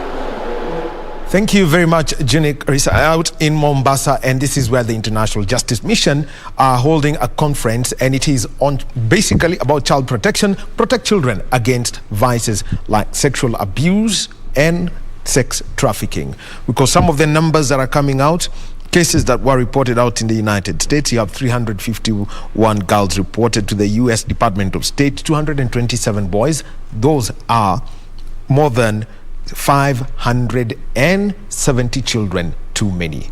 Jenny will be giving us a report on that. We get back into a conversation, and this is on Sportscheck, and like I mentioned that we'll be talking about types of football, one rugby football and the other one being soccer. We'll be getting back to soccer in a short while, but right now let's get into a conversation with the coach of the Kenya Simbas, Paul Odera. The Simbas getting back to the country. They were in South Africa, and first of all, Paul, welcome back home 1 month out. How was the tour of South Africa?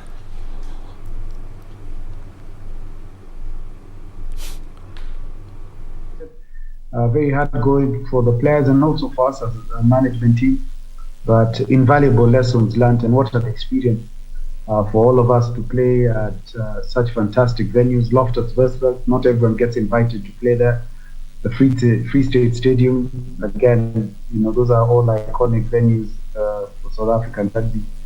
But I think the biggest lessons were the rugby lessons that we learned from the field.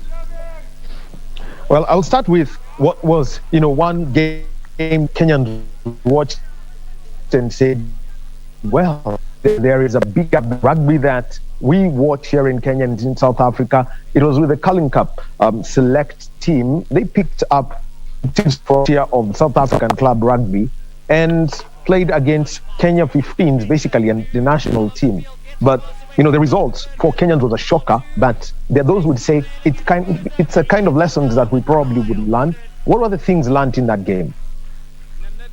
Well, I think, I know Kenyans always expect the national team to do well. But what you've got to remember is this was full-time professional players who were playing. So we are part-time. I think let's be very honest about the Simbas. There's university students in that team. There are people who hustle, for their daily bread. There are people who are employed. So to put the team together to go and play people who play rugby, eat rugby, dream rugby, think rugby, Monday to Friday for 365 days was not easy. So I think to Kenyans, what I'd say is not to be shocked about the result of this. So if you looked at the game itself, it wasn't bad. In terms of what the players gave on the field. So playing that Culling Cup team, I think, was probably the best thing that's happened to the Simbas in terms of our preparations to go to France. Remember, Daniel, the goal and the one goal is to get us to France in 2023. And these are part of the painful lessons, but lessons nevertheless that we have to learn. So from a coaching perspective, I was very pleased by the lessons that we learned there. The pace of the game, the accuracy of the game, the conditioning and fitness. Some teams were used to playing here in Africa, start flagging in that Culling Cup team up to the 80th minute was still going strong, just in terms of the physical conditioning of the players, the tactical awareness that we played. Anytime we made a mistake tactically, we got punished. Anytime we made a mistake technically, we got punished. We just punished every time. So as I said, painful lessons, but good lessons nevertheless. Then the next match was against, when you played against Namibia, and that's actually the match that we're looking at, that's on the screens right now. It was a game where in the second half, Namibia just brought out their forwards, the big guys who can push and, move with the ball. What were the lessons there, especially for you and forward coach Mike Aung after the loss to Namibia in the Stellenbosch Challenge? Yes, we were leading at halftime 24-19. I think tactically we were a bit naive in that game, because if you look at it, we were up, I think 22, I think they were down 19. 12. Mm-hmm. And we then they get, I think they go down to 14 men. We then make the mistake of taking a quick line out, which we should not have. But again, I give the players a lot of freedom to make decisions on the field. So you rarely see me shouting at players or, telling them what to do. So they chose to take a quick one. But in terms of the tactical appreciation of the match, our lineout was in the ascendancy. Namibia was struggling to contain us in the set piece. Would you believe that a Kenyan side in the 15-a-side version could actually have some dominance over Namibia? But we were doing well. Then yes, you can continue, Coach. Yeah, then brought the game to 24-15. So that's it. Second half, I think we have to give credit to Namibia. You are right that they were able to put a lot more pressure on us in the end and to put a lot more pressure on us in the scrums, but they kicked well. So if you notice, they put in a lot of kicks behind us, nice high contestable kicks. We were not able to deal with those kicks, and then their forwards, of course, were on the front foot and they kept going. We conceded, I think, 4 tries in about 10 minutes in that second half. Michael, our forwards coach, and myself have looked closely at some of the mistakes we made in the set scrum and some of the mistakes we made in the line-out. And you can see that when we played Brazil, we're also quite a strong scrummaging side. We were able to have made some corrections moving into that game. But the lessons learned are that we need our forwards to, if not only dominate, but they have to hold their own, because then this gives us a good platform. Because you saw in the first half, when our forwards were holding their own in our scrum, we were then able to get our backs moving and to give our backs more space. Okay, against Brazil, I've got to say this was an interesting game. It was like what the Swahili would say, nipe ni kupe. Kenya scores, the Brazilians score. Kenya scores, the Brazilians score. Eventually you won. Very much a thin margin like happened in Morocco 3 years ago. But I think we would have to say double the scores. I think it was 18-17 then. This time round it was double those scores. What were the changes that you saw in your team as compared to Kenya versus Namibia and Kenya versus Brazil? Daniel, that's a very good question, because I had sleepless nights after the Namibia game, because I kept asking my coaching staff, did I get it right at halftime? What did I say at halftime? What did we give them to eat at halftime? Was it too much food? Did we give them too little food? Tactically, what did we get right and wrong? So we didn't want to repeat the same mistakes against Brazil. One thing that we had to change was the training during the week, because before the Namibia game, we were training 3 times a week. And the players then said, look, we always train twice a week and once a day. But here they said, coach, you've pushed us 3 times a week. And sometimes as coaches, we also have to admit it when we get things wrong. And I think on that end, we did get it wrong. So you saw that in the second half, we ran out of gas against Namibia. So this time against Brazil, you saw that we were able to play right through until 80 minutes. So we said we train once a week, and once a day, we said we train once a day.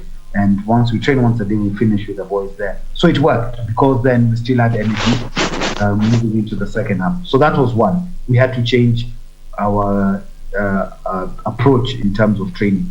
The goal always is for the coach to try and get the players to be fresh for the match. Different coaches have different approaches. So at least we can say we got that right to that extent. Number 2, our scrummaging had to improve a great deal, and it did. I think we at some point Brazil were even moving backward. So that was in the scrum.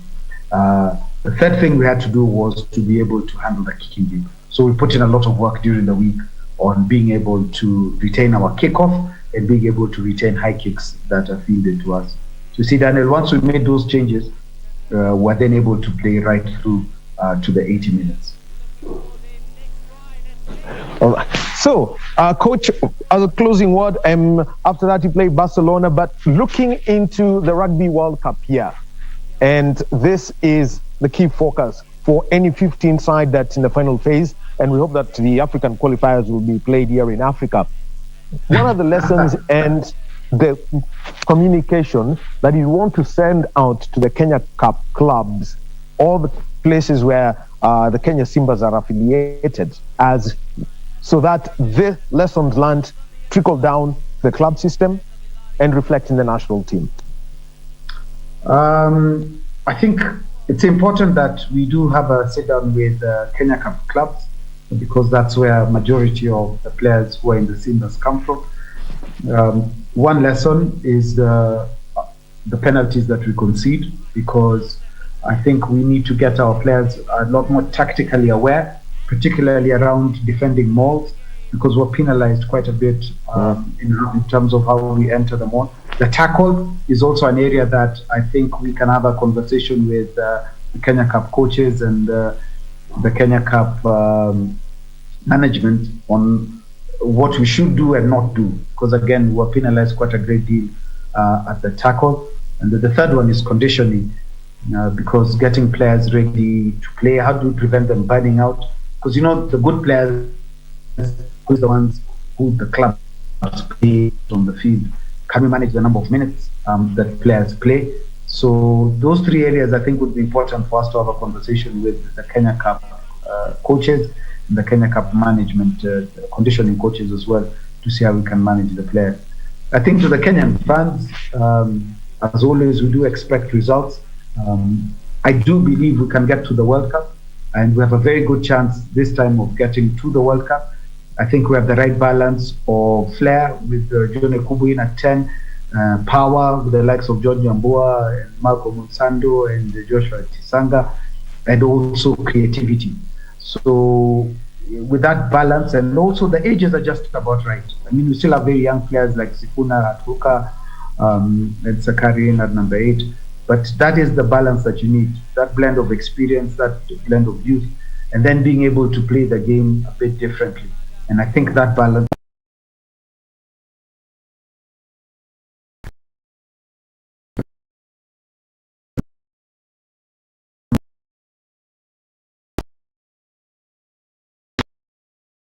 declared to go to France in July next year to play the games. But again, it's immaterial where we play.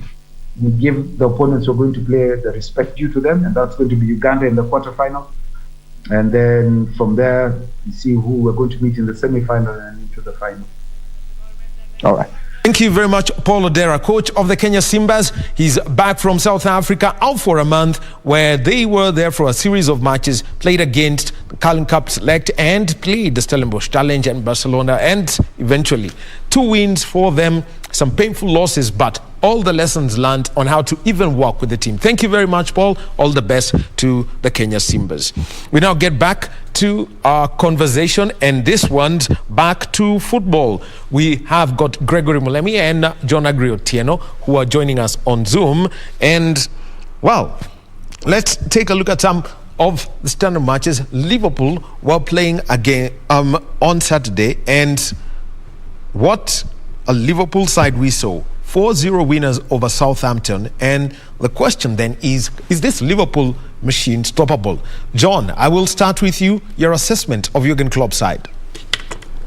I think, it's hard to stop them. They played a really good game that day.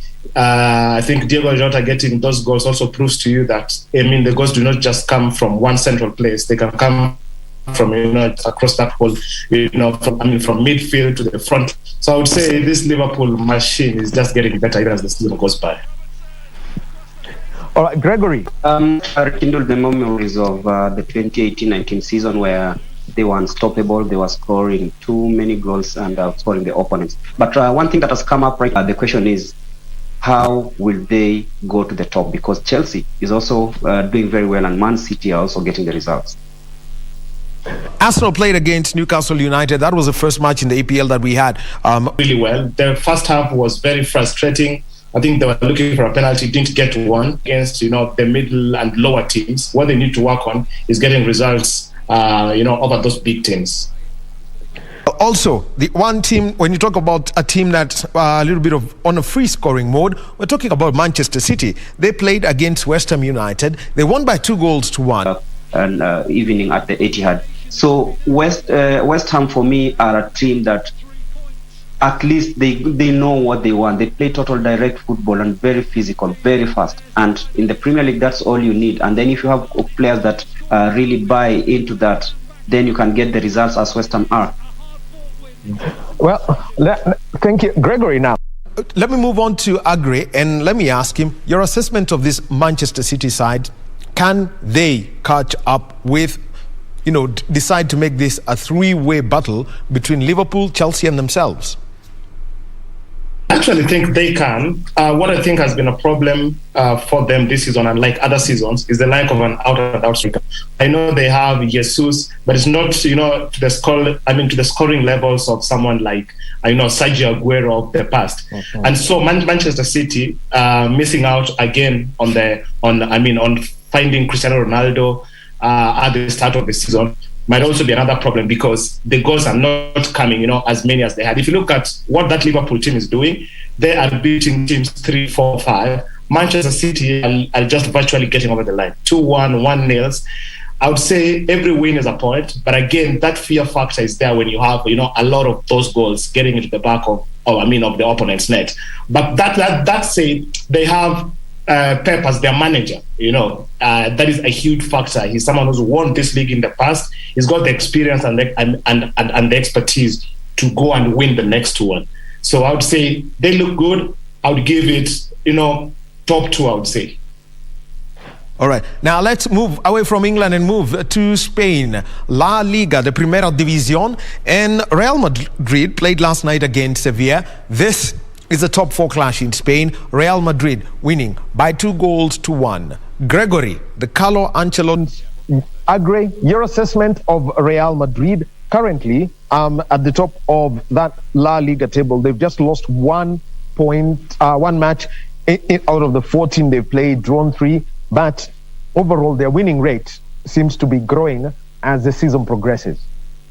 Yeah. I mean, Real Madrid have, just like Gregory said, the Ancelotti factor. He's a man with a lot of experience and is able to get them over the line with the players like Vinicius Jr. and, of course, Benzema.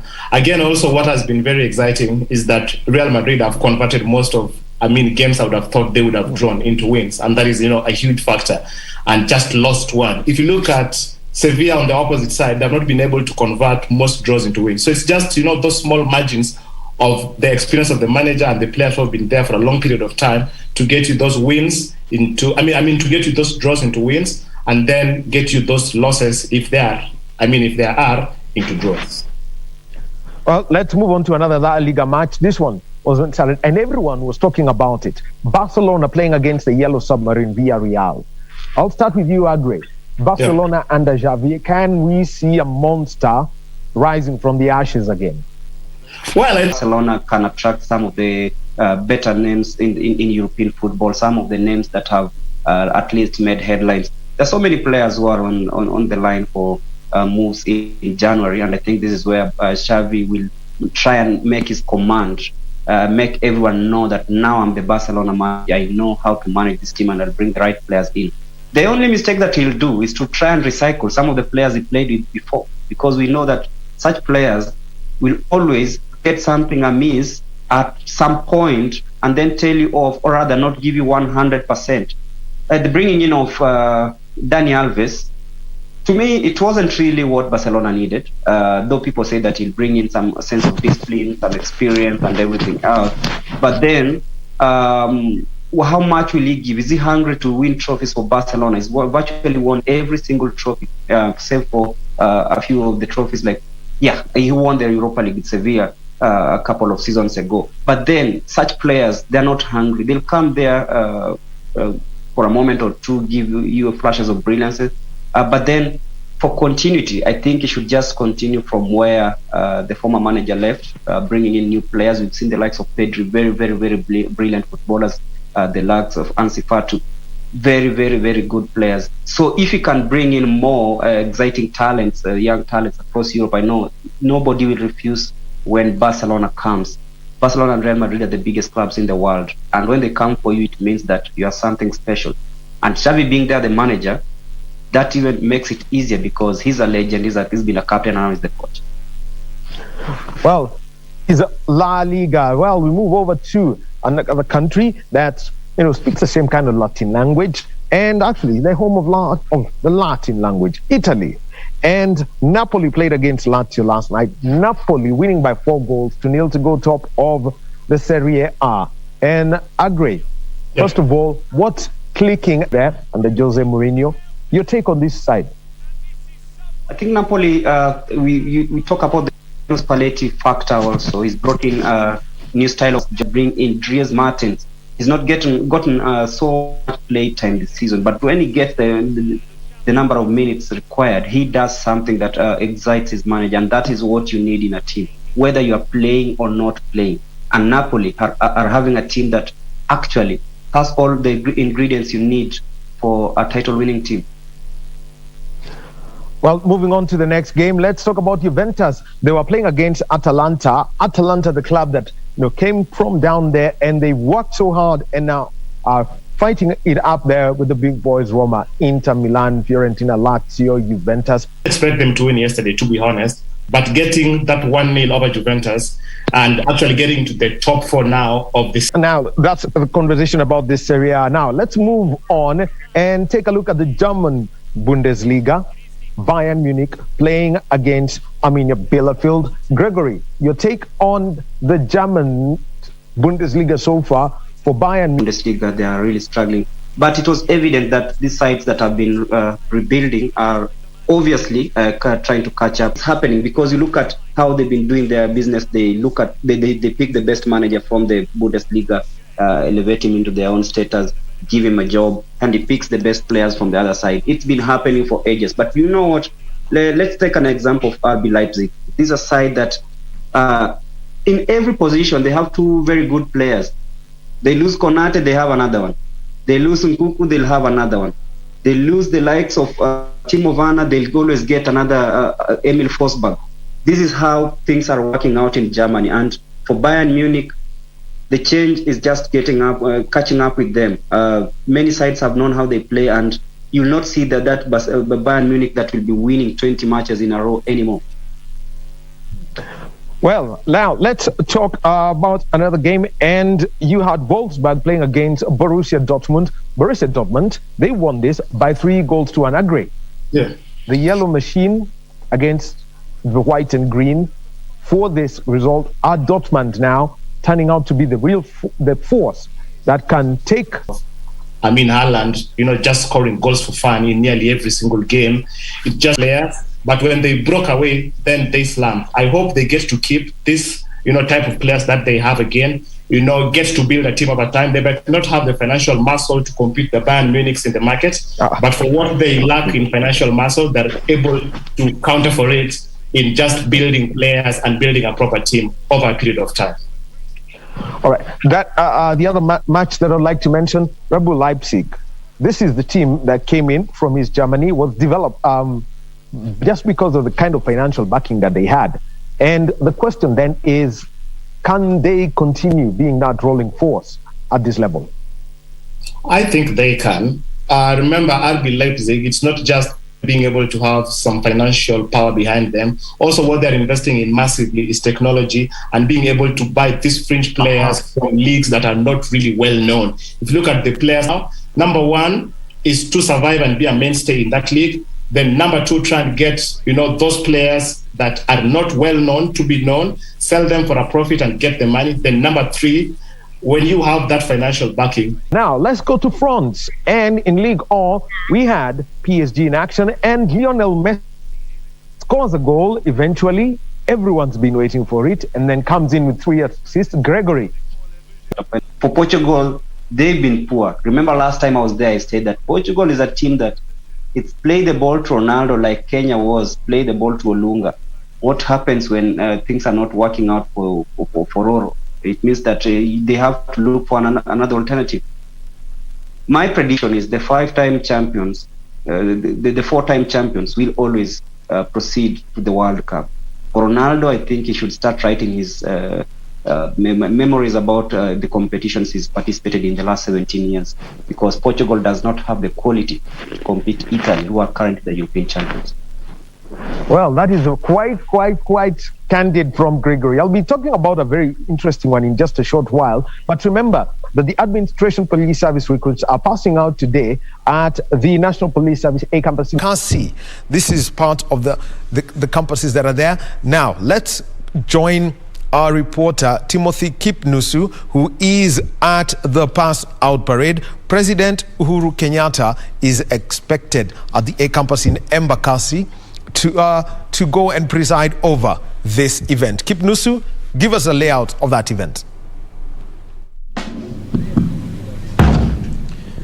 Na mtazamaji, ni matangazo ya Kenya kutoka chuo ya mafunzo cha maafisa wa utawala hapa katika eneo la Embakasi utawala, ambapo bila shaka ni zoezi la kufuzu kwa makurutu wa polisi utawala hapa katika chuo hiki cha mafunzo, na bila shaka ni makurutu wapatao 2680 ambao watakuwa na fuzu hii leo, hii ikiwa ni makala ya 57 nchini Rais Uhuru Kenyatta, na atakuwa anawasili wakati wote kutoka sasa. Na kama unavyote kutizama nyumba yangu wanaendelea kupasha misuli moto kuhakikisha kwamba gwaride lao linakuwa la kufana zaidi mbele ya kiongozi wa taifa Rais Uhuru Kenyatta. Kumbuka kwamba baada ya gwaride sasa pale Dar es Salaam watakuwa wanatuma maeneo tofauti ya taifa hili. Kwanza watakuwa kwenye likizo ya mwezi mmoja, na baada ya likizo hiyo ya mwezi mmoja watakuwa wanajua hatima yao kutoka hapo, ikiwa watakuwa wanatumwa katika maeneo kama vile border point. Tunafahamu kwamba hiyo ni mojawapo ya kitengo mojawapo ambao watakuwa wanatumwa.